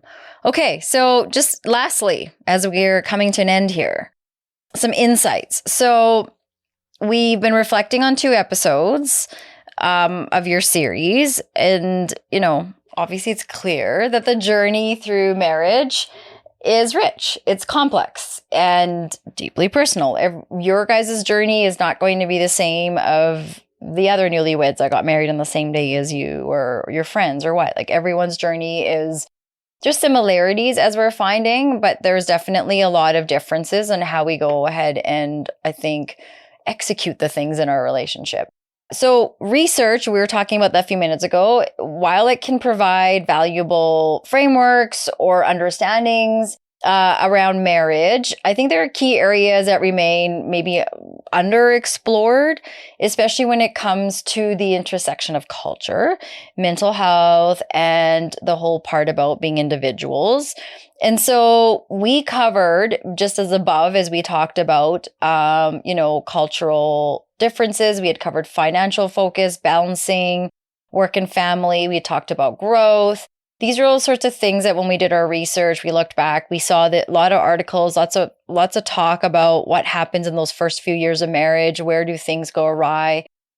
But one thing that we weren't finding in a lot of this research, but that kept coming up in our conversations in the last 2, was the cultural differences and some of the intergenerational experiences. And we're talking about them a lot. We keep going back to our upbringing.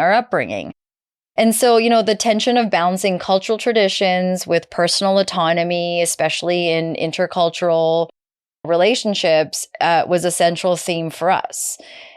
Maybe some of the things like research overlooked was the sort of the nuanced ways that intergenerational expectations shape decision making and communication in marriage. And you guys have been hitting that a lot, particularly even just today.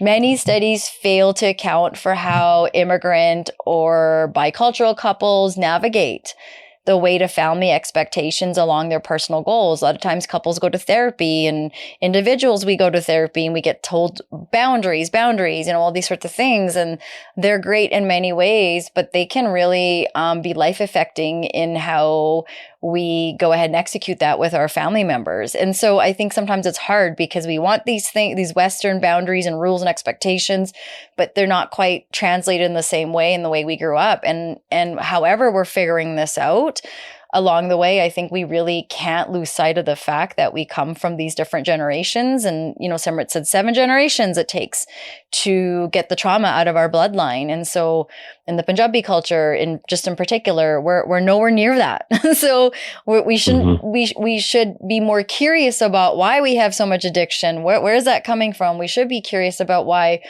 communication's difficult for us. We should be curious about why there isn't the kind of balance that we're looking for. We're all or nothing, one or the other. There's lots of reasons where that comes from. And I think those are things that we have to look at, just as Simrit and Jyoti, you guys have been talking about whether it's our first year of marriage or, years down the way. Those are things that I think we should always be looking at, as how does my cultural difference, the different generation, what generation am I part of, child of immigrant parents, where am I in the birth order, all these kinds of things make an impact and show up in a relationship. Any kind of advice or anything in that particular before I move to mental health and marriage, anything under cultural differences. And when we talk about, like the many generations that have helped us, kind of helped guide us in, where we are today with marriage. Anything that would come up or that you would add to, if there were more research we'd want to put out there? What are we missing? What should we think about in our relationships? I think I can probably speak to it a little bit more as a daughter-in-law, and I have to be a little bit careful navigating this so as to not upset people. I think as a daughter-in-law, like culturally, it's very different in the Western world versus where we come from, even though we're born and raised here. And as cool as a family may seem, there's still these expectations, I think, put on a daughter-in-law that are just inevitable. So even like him saying that sometimes he won't go to events or something like that, that's his choice. That's something he wants to do. It won't ever be the guy's fault. I think it'll often be, actually, you know what, even in Western cultures too, like I have white friends who kind of go through the same thing too. Like a daughter-in-law is always seen as the bad guy, or like seen as the one who's taking our son away. Not necessarily, I won't use that language, but yeah. So like, I think those expectations and like this thought process that, okay, she's part of our family now and it's not him. Like my parents would never put those same expectations on him and be like, oh, he's part of our family, even though they do believe that like, yeah, we've gained a member in the family. Right. I think the way that he has to show up versus the way that I have to show up is very, very different. Right. As soon as you marry the guy, there's suddenly now this expectation out of the person that he's married. And it's not just mother-in-law, it's not just father-in-law, it's not just sister-in-law. It's just as a collective that like, okay, our son is still our son and part of our family. And now she's expected to show up the same way he shows up, kind of thing. And if he doesn't show up, it's not ever him to blame, or it's never, he's the one that sets these boundaries too. But then it's like this perception that somebody else is feeding into this narrative inside of his head when it's like, I don't really care. And I think culturally, a lot of guys feel like there's this bit of tug of war between their past family versus their new family.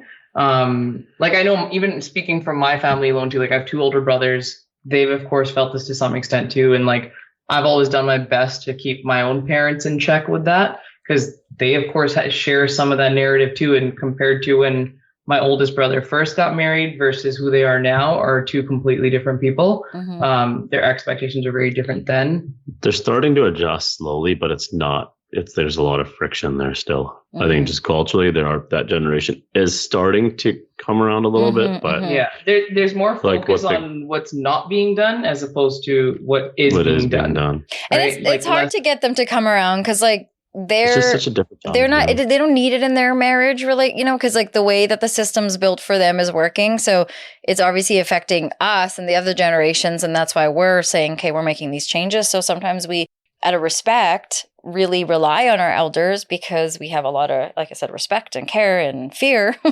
of a lot of them. But I think sometimes we're going to do the adult thing, which is get married. It's a big adult decision. Then we have to start to fit that role, right, in our own relationship too, and try to fight and break some of those things. And otherwise, it's like we're doing the same thing over, and we're not really helping the next generation below us because it's the well, even just in our relationship in the present, like I think even for him especially is a lot harder. Like I've never felt this with my family that like, oh, I have to choose between or keeping my family satisfied and like making sure they're happy with how he behaves. Like I never have to worry about that. Whereas I think that weighs on him a lot more than. But I think like now that we're after a year, I'm starting to understand that I'm doing that to myself to some degree too. Because before it was like I always thought I just had to take care of my parents, but now after a year, I'm starting to understand like they're okay, like they're living their life, and they're all right. Like I go there a couple of days a week or whatever, and they're fine, right? So a lot of it was just me too, just assuming things, right? Your own guilt, your own. Yeah, that's exactly as what's translating. It's hard too, right? Like we watch our parents age, and like it's not easy. I see that in my own parents too. Like you watch them aging, and like you don't want to see that. You want to see them as the parents as you had when you were growing up. So when you see them getting weaker or unhealthier in any way, like you want to reverse that and you want to make it better. So you put that pressure on yourself. And you want to like make their every wish come true. I think another thing is for us, we just value our own time a lot more than our parents did. So like there was the pressures of, showing up to events or like, pleasing your in-laws and blah, blah, blah. It's like now we're just like, no, we value our own time and energy a lot more. Where they put their own stuff aside just to go take care of so-and-so or show up to this thing or show up for this person. And they like your own personal time didn't matter. Like it didn't really exist, I think, for our parents so much. Yeah. Right? Even with that, there's still a lot of like lingering guilt though too. Oh, like, even us sharing opinions, like it's always like, even like say this podcast, for example, there's obviously some reservation in how much we are sharing because it's the fear of like, okay, you don't want to upset people. You don't like as much as we do want our autonomy. We do value our own opinions. We set those boundaries.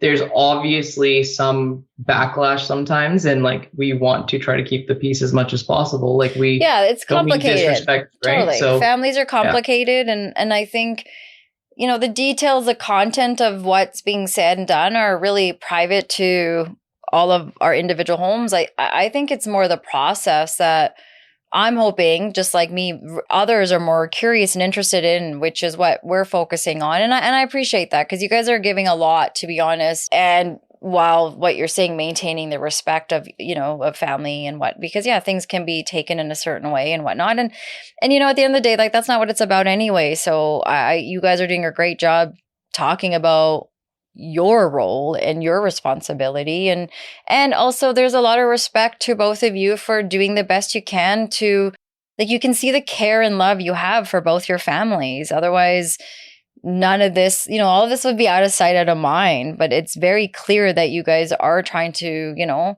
protect your families and by caring and loving and figuring out how you can, have them part of your future and your life and all that stuff. And it's complicated. Like I said, you see it. Some families are great and then they don't talk for years and they're great again. And then, you never know where you're going to be. And so all you can do is hope that you're being truthful and respectful and, Well, the problem too is like, I guess for anybody happens but I think we're more sensitive to in our culture is that we're growing, like we have the awareness of mental health and things like that, right? So there's a lot of things that I'm learning through like, being married and being with her and talking to like going to counseling and stuff like that I don't talk to my family about So my thought process stuff is changing, but they're not aware of that because I'm not talking to them about it, right?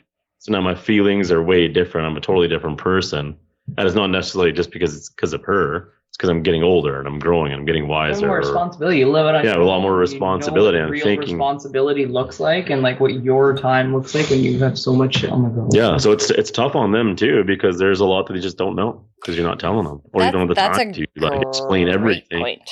Right? What do you do then? Like, how do you have something that's working for you, and how they're getting to know you and this you? No, I'm not doing a very good job with that right now. I even brought it up with her. I said, like, I feel like I'm not talking to my parents enough. Even though I'm going over there, I'm like, I constantly tell them, like, you got to give your parents more credit. Because, like, my parents were no different than this once upon a time. And it was only through those conversations that you help them grow and help them, like, the conversations I have with my parents now, like just 2 days ago, the friggin' deep conversations I was having with them, I would never have had those like 10 years ago. Oh no, and my parents would be open for it. I just don't know how to open up a lot of conversations, just conversation in general. A lot of times with them when I go over there now. So that's something that I'm working through right now. Like you just have to start. That's all it is. There's no like script. You just have to start. And they're your family. They're your parents. They love you. Like all you have to do is just start. Yeah, but it's not even just me. Like even just sometimes I'm like I just don't know how to even this reminds me of like when Nina and I, because like. His sister and I were sitting there talking to his mom about what guys do you think are hot, and he was just mind blown. He's like, "What the fuck?" My mom is having these conversations, and I'm like, "I told you." Like, well, she's always had them with Nina. It was just funny how like now my wife is now asking my mom. That's exactly it. Like Nina she's a daughter. The daughters are always closer. They are, but that's not to say that sons can't be. No, sons can absolutely be. You can have those same conversations. You can go talk to your mom about what girls you think are hot, which are not. But do you want to? Like, are you feeling something's missing, and as you're growing and changing, and do you feel like you're grieving a loss or something between your relationship with your parents? Yeah, you nailed it. Like I do feel like I'm grieving a loss, but it's something that I created, right? Because but I'm the one that's aware of all these things, these communications and stuff like that, and feelings and issues that are going on. So I should be the one opening up a lot of these conversations, right? But I don't think it's something you've created. It's a process it's what you're going to go through as a human. Right. So give yourself some compassion too, because it's not like a problem or something. It's you're going through something. Whether it's going to be hard or not, growth is always we come out better in the end, maybe not during. And I think give yourself some credit too. Like, as your wife is saying, just ask your mom if she's noticed something different about you in the last year and see what she says. You never know, right? Or like tell her you've noticed something different about her. Maybe she's more independent or something positive or something. But yeah, I think one thing I Simrit was just saying is like, you just don't oversimplify it, right? Like, but I think sometimes it's hard to know how to do it because it's awkward. Like I do this too, this job, and I was in counseling and all that, but sometimes when you just talk to your actual parents, I don't know, it's weird, it's awkward, it's weird and stuff. But yeah, I encourage it because I think you also mentioned it last time with the big V, you got something out of that episode with him, and now I'm putting something together. Maybe there's something there that you're hoping for with your parents as well, getting to know them. Sometimes we laugh at it, right? Like when you come from a home where those aren't the things we talk about, and you're like, oh, weird, but you're in a different place. Honestly, the one thing I will say that I connect with you, like my sister and we just had a visit, and my whole family was here. And every time my sister and I visit, there's always a joke about wins the fight, because there's always going to be a fight between us. And, we do everything in our power to not have a fight. Always. It's not like we're choosing to do it, but something always happens. This fight was literally on the way to the airport. But before that fight, though, like her and I talked about this, is sometimes you grow up in this home, especially with your siblings, and whatever happens in life, you become an adult and you make changes and you grow, and maybe my sister and I aren't seeing each other or seeing how rapidly we're growing in something. But then when we get together, we can't help but revert back to our childhood connections. And, I'm the oldest, so I'm going to have a certain way, whether I want to be or not with her. And she's the middle child. And so we were both talking about how sometimes we're so excited to have the other one see how much we've grown, but it doesn't get there because we just get so caught up in our past cycles and can't get out of it. We get in the, the devil, Tasmanian devil thing. So I don't know. I'm just thinking about you, and I think of my sister and I having that conversation about it's hard when those that know us the best, they're the ones that we can't display that change with because maybe they're not there or whatnot, or like spot on. Because I think especially with you, like your siblings moved out long ago, so you had the most time with your parents. So a lot of say your sister still sees you as a baby brother type thing, but you're in your early 30s now. You're not that little kid anymore. You are a grown ass man kind of thing, and whereas you and your brother are he moved out early on, but I feel like now, because you guys both have now gone through that change, you guys are getting closer now, I think, since you've gotten married, as opposed to what you were when you still lived at home. That's right. Right. So I think there's a big difference there too, and that's why a lot of that doesn't get recognized. They see change, but they may see it as a negative change as opposed to a good change. I think it's almost, that too. It just takes time, right? It's on. Yeah, but it's not just time, right? It takes communication too. You can't expect them to just read you and be that's it, that's what it is. You have to be the one to let them know and communicate. That's right. So you're Mom, I don't eat makki di roti anymore. Right? Oh, dude, we're dying for Indian food. We see Indian food, we're give me now. No, I'm with you, man. At least you guys are in between your parents' houses. My mom, I was mail it to me. Okay. We got back from Bali and I was I messaged his mom because my mom's in India. I was can you please make some muffins? Yes, please. Right? Yeah. Okay, so Jyoti, just a couple more things. You touched on mental health and marriage. So I just wanted to go back to this. So going back to some of our insights. So we also talked a lot about mental health in the last episode. Simrit, in particular, you had brought this up. And so we touched on just how mental health plays a critical role in marriage, from navigating personal struggles to supporting your partner during their challenging times. And you both talked really well about how to show up for each other. And I think, Harjot, I was saying this to you at the beginning, in the last episode, you talked about that isolation part and how unfair it is as to your wife now. Before you could get away with it, but because it's going to directly impact her, you have to learn how to change these sorts of habits and these, connections we have with people and how we communicate. And so when I was looking at some of the research too, there really wasn't a whole lot on mental health in marriage. And I think there's a direct correlation about maybe in the first few years, we're going through change, we're going through transitions. If you just think about going from summer to winter, that transition, how that impacts our well-being, our mood. In your own marriage, when you're going through big life changes, that's going to impact us. And it does touch on our mental health. And sometimes it's not going as well as we want it to. And so I think sometimes we have to remember, and you guys brought this up and reminded us too, is that it's often treated as an individual rather than a relational one. So even though individually you're going through a mental health symptom or a struggle, but the impact, like we keep saying, is on the relationship. And so if I'm not working on my mental health stuff, my husband's going to feel it. It's going to actually impact the connection that we both have. And so if we don't do something about that, then it's going to maybe trickle into areas of how we, communicate, our intimacy, our emotional intimacy, physical intimacy even. And then obviously the big piece around, conflict resolution within a marriage. And I think you guys did a really good job touching on that last time. And, it's something, if there is something, I guess my question is if you could give some advice on managing mental health and marriage, what would be one thing that has been helpful for the both of you as you've been working through that this past year? Have a healthy hobby. Right? Something that fills your cup that you do on your own, or an activity, whatever it may be. And like I've said before, just if you're struggling, you don't go to just see a counselor, right? It's going to change your life. Guys out there, I guess women too, but especially brown guys, go see a counselor. I'm still obviously working through that. It's been a while since I've gone now because I'm not getting to where I wanted to be in that journey. So I'm in the process of finding somebody new, because we had set goals and a timeline and we didn't meet them.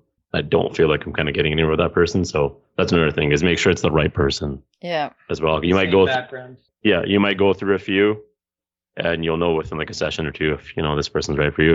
And you know what? You might just be in a place where you just need somebody to go vent to, and that's fine too. And there's nothing wrong with that. Did you just say background as well? Like, so you're saying as well, like having a racialized therapist. Yeah.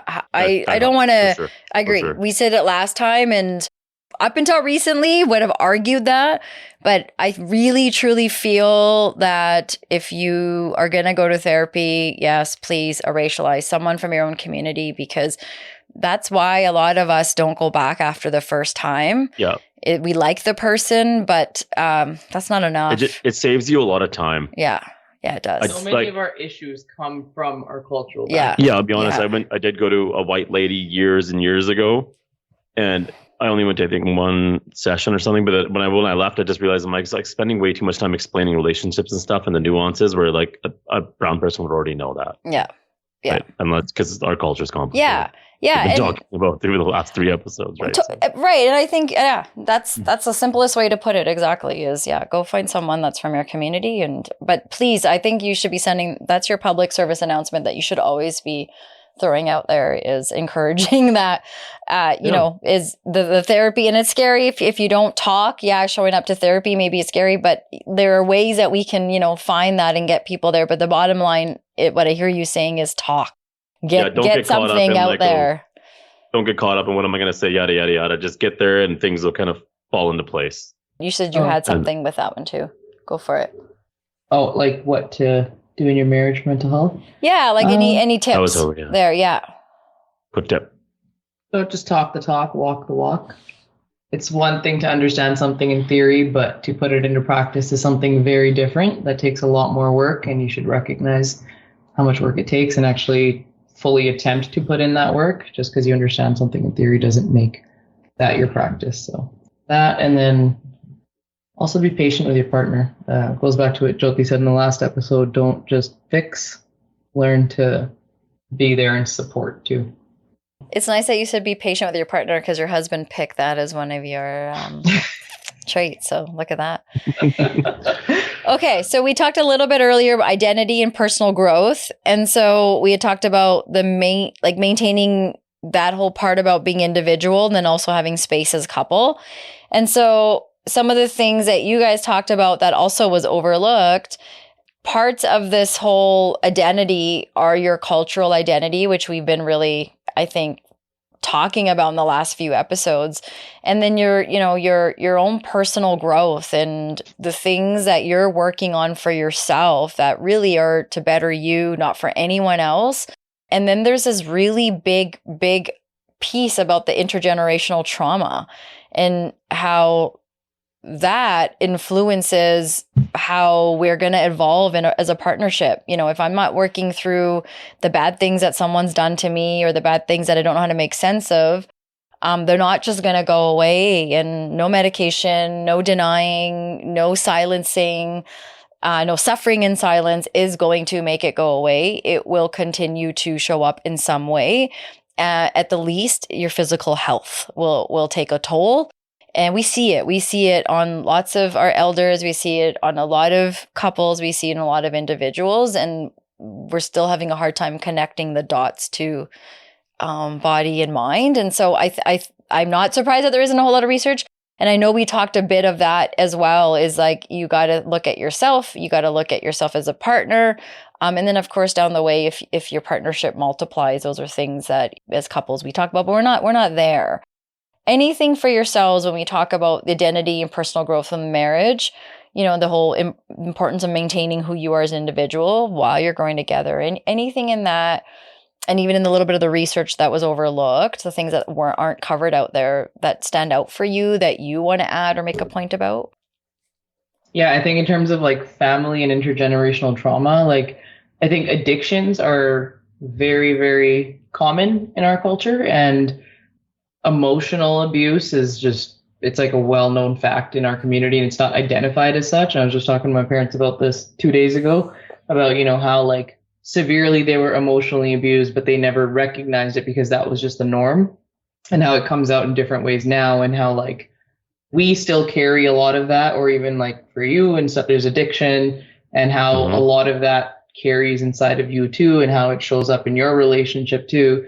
So I think our parents are still like, my parents are more aware now just because I have these conversations with them.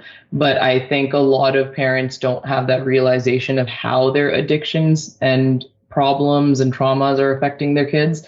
And so they carry on, and they're not willing to accept having that mirror held up to them, because obviously nobody likes to see the ugly in themselves, right?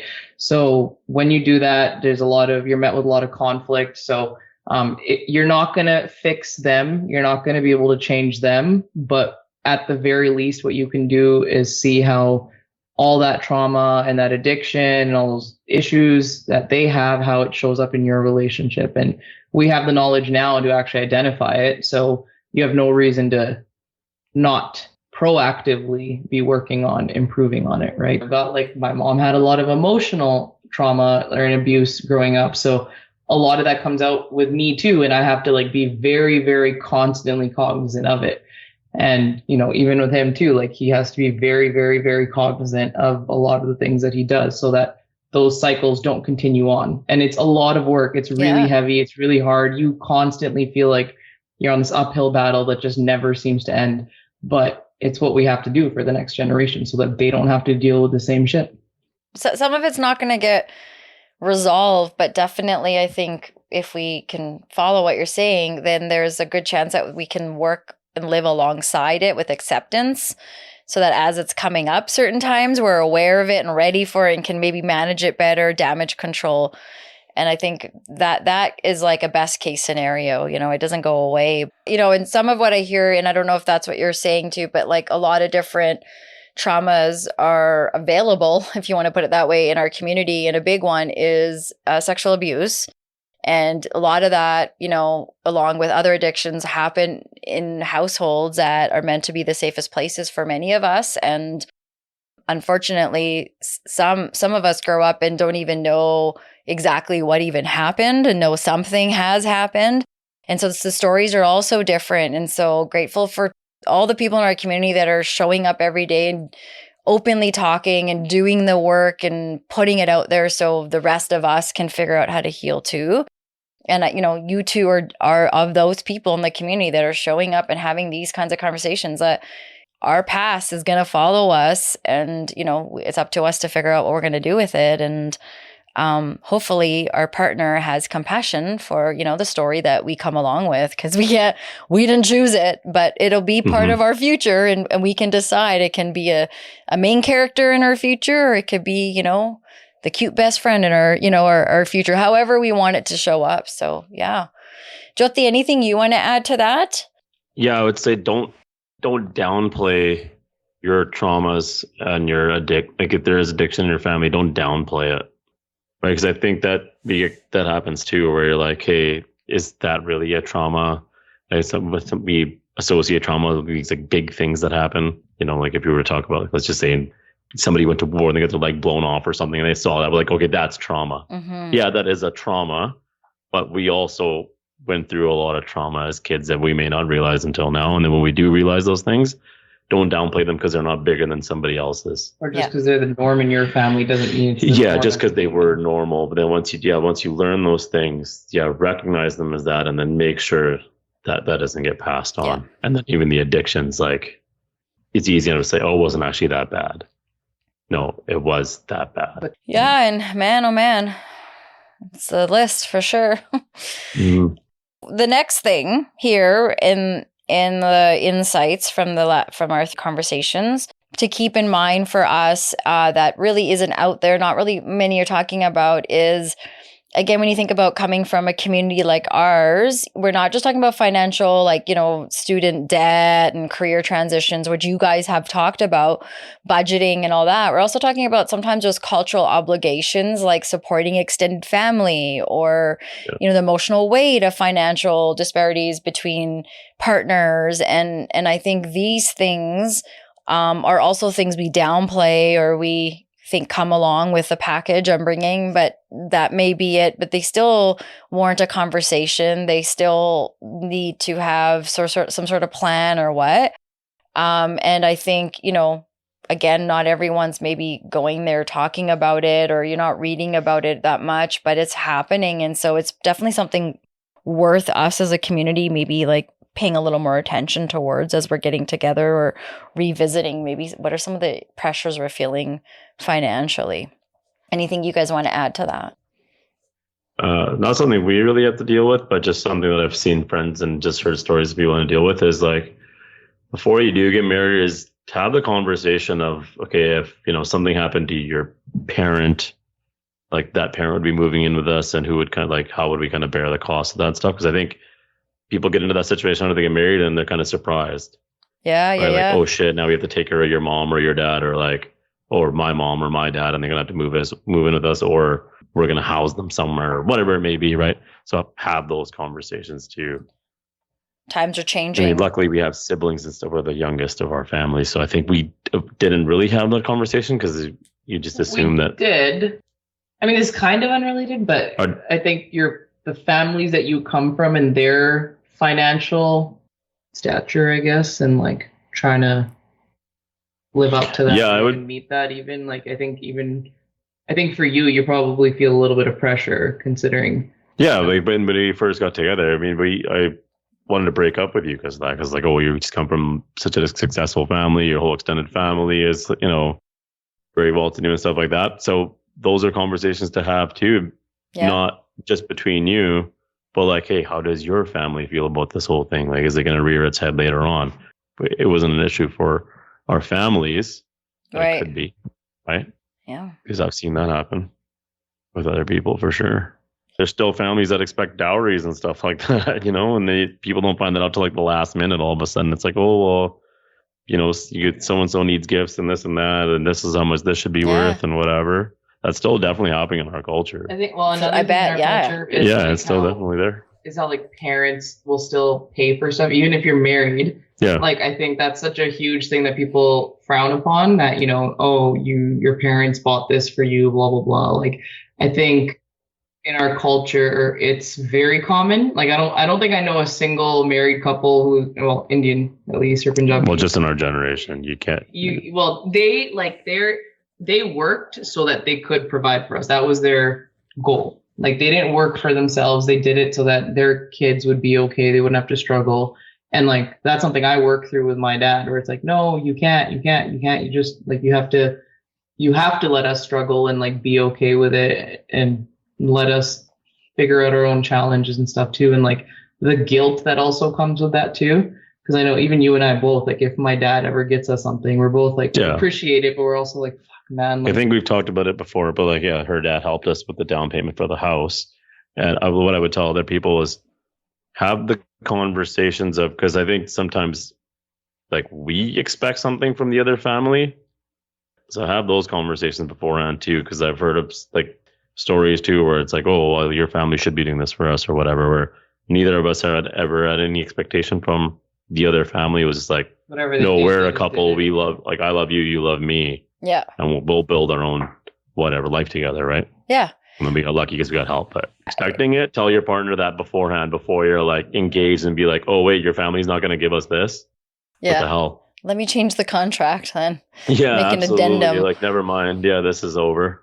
I think you're right though. Those are important things that you think, well, we'll just talk about later. We'll figure out, but they end up being a lot bigger, and you know, they're important things to definitely sort out. Like, how is this going to work out, or is this for you, or you know, the option is not at all, and so there's not really a conversation. Some it is, and I think you have to figure out like what is our family's involvement post marriage. And some couples have their, you know, either both sets or one of the parents sort of aware, very, very aware of what's happening, you know, with the accounts and financial in terms of like your bank accounts and stuff. And I think again, like everyone has to figure out what works for them. I'm not really here to tell people because I don't know what works for you, but a lot of the times when we have that kind of involvement and we haven't really talked about it ahead of time, and you're having another partner coming in that has never had a parent be so involved in that way, those kinds of things make a huge, again, ripple effect in your relationship, because you're coming from having all this autonomy to now none or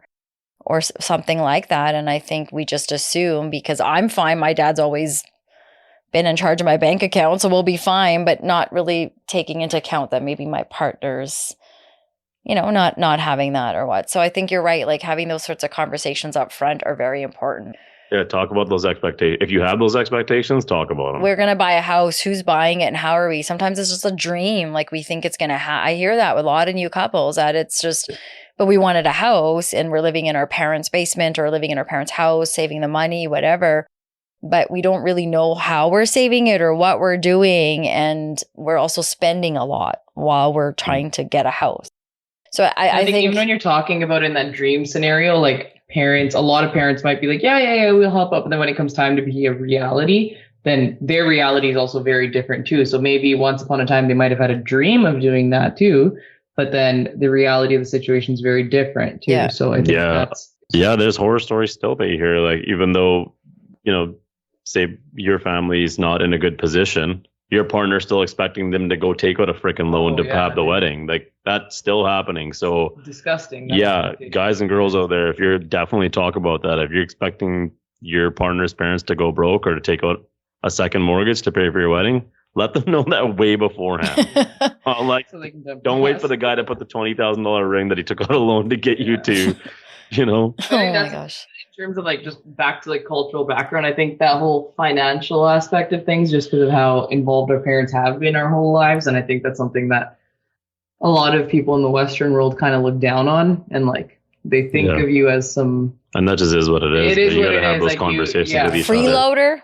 other. Yeah, is that what they think of you as? The freeloader or like the spoiled entitled person, but it's like that's not at all it, because you're still raised with values and like work ethic and everything. Yeah, but ignore all that. And also, you don't owe anyone that, right? Like, who gives a shit about that? Say, I am entitled. But between yourselves, right? You're hating because you don't got it. Yeah. But I agree with you, because like it's even within our community, like we all have our stories of how we came about to, wherever we came out to. And I think that is, again, a private matter. And that's between me and my husband and the 30 family members that pay for my wedding or whatever it may be. But at the same time, I think what happens in the community too is why we talk about these things is the way that they're being handled. It ends up being all this like, I didn't know, secrecy, I wasn't aware, a lot of obligations, a lot of like expectation, of if you don't do this and that's not going to happen. And so you hear all these weird dynamics and things like that. And truly, I think at the end of the day, it's up to people to decide how they do that. But a lot of us get there when we assume or we think that this is the one way that it's going to go. And there's so many people that are playing a part in this, marriage. And so I think we have to sort of look at those things, and we can't expect the elder generation to understand that fully too. And I think we have to figure out if it's a health related thing, I want this marriage to go well, and how can I break some barriers? I think sometimes you have to look at it that way too, in the kindest, most respectful way. I didn't get a chance to talk about support networks beyond the couple. Touch on support networks really quick. Remember, we did say she's got that awesome group of friends and stuff, and I think that's really important. Yeah. Guys and girls, all of you guys, make sure, and look for that in your partner too. If your partner has somebody that they kind of rely on, you should be happy about that. Right? Because I know sometimes jealousy happens and stuff like that. So, figure out the nuances of what those relationships are too. If you're already having hesitancies about it before things get really serious, then talk about it or just walk away if that's something you're not going to be comfortable with. Because, guys and girls can be friends, believe it or not. It is possible. Right? I did not know about this. You have female friends? I'm sorry, what? No, not anymore. Maybe. Not anymore. No, but seriously, you need that. And you should want your partner to have that, because it's only going to help them out and you at the end of the day. Is there anything that you guys wish we had covered in your 3-part newlywed series that we didn't go to or we didn't look at that you wish we had? Marriage is not easy, but it shouldn't be painful either. It's going to come with its frictions. Make peace with that. Just because you have some friction doesn't mean it's worth giving it all up for. People who say that marriages that have problems are marriages that shouldn't be together, that's a load of bullshit. Absolutely. 2 humans residing under one roof together is going to cause some sort of problem. So accept that you're going to have problems and be willing to go through it with them. Don't get married just for the wedding, because my God, is there a big wake up call on the other side of that wedding. Okay, so can I ask you, what advice would you give people that are about to plan their wedding, having been a year out of that now? So what would you say to them that maybe you would have benefited someone saying to you?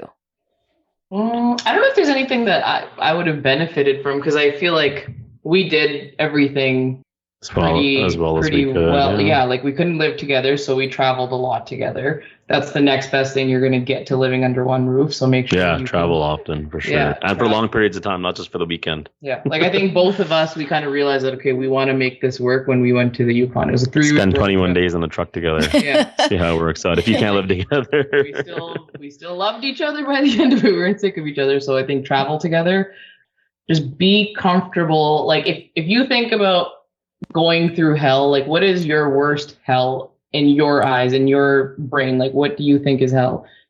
Would you see this person beside you, and would you want them beside you through that? If the answer is, oh man, no, like I wouldn't want them, they'd make it worse, then maybe kind of reevaluate or maybe grow together a little more before you pull the trigger on the marriage. But if you're going through hell and you're like, shit, I need my support person, I need this person by my side, then I think that's the person who could work for you, because you're going to go through hell together in life. Do you want to add anything to that, Jyoti?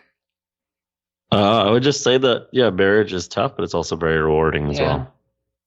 It's very rewarding. What would you guys say to anyone that's planning their wedding? Planning their wedding. Holy smokes. We could probably do a whole episode on just that. Yeah, that would have been better in the early stages. But it kind of just goes back to like, the conversations that we said to have beforehand about like around finances and stuff, and, expectations of family and things like that, right? Just make sure you do things for yourself. I know obviously there's always a balance of like, you got to keep your parents happy to some degree and stuff, right? But go rent a freaking toy horse if you want to do it. Like, don't listen to anybody in that regard. Just do something. Make sure there's like a part of you that shines through the wedding process. Be unapologetically yourself. Yeah. I think there's a lot of, even watching our wedding video back and just watching how stupid we both were is great, because that's who we are. We're not doing things for the camera. Yeah, take us down on what's important to you. Don't get caught up in the superficial bullshit. If your relationship is real and what you have is real, then you shouldn't need to put on a show. You shouldn't need to get the fanciest, most expensive outfit and decorator and venue and blah, blah, blah. Your authenticity will shine through way above that. Very well said. Okay, last but not least, call to action. Out of all the things you've said in the last 3 episodes, if there was one thing and only one thing the listeners will take, and we get a lot of listeners with these episodes, just so you guys know, your series gets a lot of people listening. So people listen to us for that long? Wow. They do. So if all those people were going to take one thing, what would you hope they would take? Prioritize your relationship above else, and the health of your relationship. And sometimes that means keeping yourself healthy mentally and physically for the relationship, but prioritize that above all else. I would say be okay with the fact that you're not going to be able to keep everyone happy all the time. And it ties into what Simrit said, and just know what prioritizing your relationship means and what it's going to do for you in the long run, right? Like, who's there at the end of the day? Because at the end of the day, it's the two of you climbing into bed together, right? And going through this thing called life. Yeah. So that's what really matters. Support each other and care for one another. Side note, one thing I want to really bring up and commend my parents and her parents and just the broader community in general is the fact that we've been married now for a year. And not once have my parents said, hey, when are you going to have a baby? And nor have her parents. Which I know it's easy enough to laugh about that, but that's actually massive. Because so all my friends have asked me, so many of my friends have asked me, and quite often, and they're from our generation. Yeah. Right? They should know better. Come on. Yeah, I mean, there's a way to go about it or whatever, but it's just, I think it's so cool. I just talked about it this weekend with everybody when I was up there. That I was is like, cool, yeah. Like they haven't brought it up once. Like even my extended family, nobody's brought it up, and that's huge for our generation. Yeah, that I is. see firsthand now how hard it is to actually have kids now, and like even the health struggles that come along with it, and how much harder. Yeah, and it goes to show they're listening to us Yeah. and the conversation we're having with them. So yeah, thumbs up to our broader community and our parents for growing. So we're seeing those changes, right? That's so nice. That's such a nice So- compliment for them to get, since we're always blaming our elders for our childhood for our experience. trauma and everything. Yeah. So now Yeah. it's so nice that they get a compliment too. So a little sandwich. Uh, They get to And leave it's with the probably- and sandwich. it's probably so hard for them. I think about it all the time. Like it must be so tough for them not to ask, because obviously they get excited. Yeah, Like my- right. I have one niece now, right? Like my brother had a baby last year, and I'm like, yeah, I bet you they're pumped about having their grandkids. Good for them. Good for the community. Yeah. We're growing. We're learning, right? That's Getting that's there. always a nice thing. And it's good to recognize all the little growths instead of waiting for like this massive change. Okay, so I want to thank you guys so much from the bottom of my heart.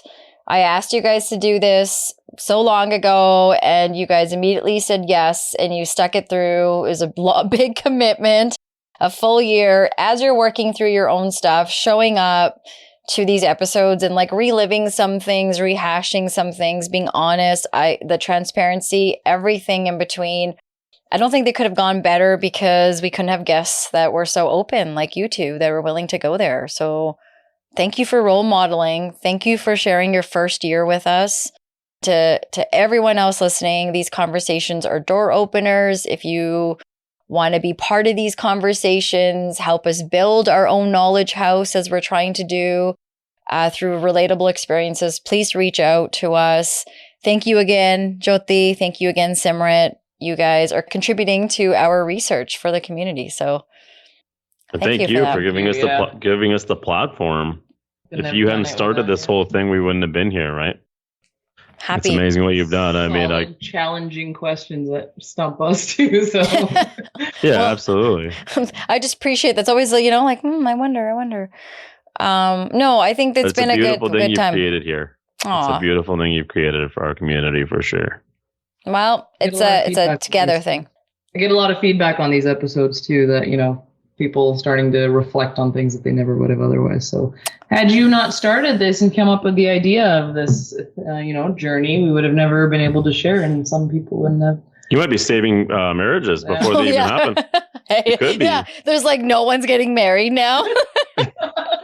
Wedding vendors are gonna No, now call they're- me. Now they're happily getting married. There'll be the success rate's going to go up. Yeah. We'll track the numbers after your podcast. That's right, we're gonna start- your podcast started of how many more brown couples stayed together, and we're That's going to right. say it all because of middle fingers up. Yeah, that's right. That's what we're gonna do, right? They're gonna show up at the wedding with that big middle fingers up speech. No, I appreciate it. I do. Thank you.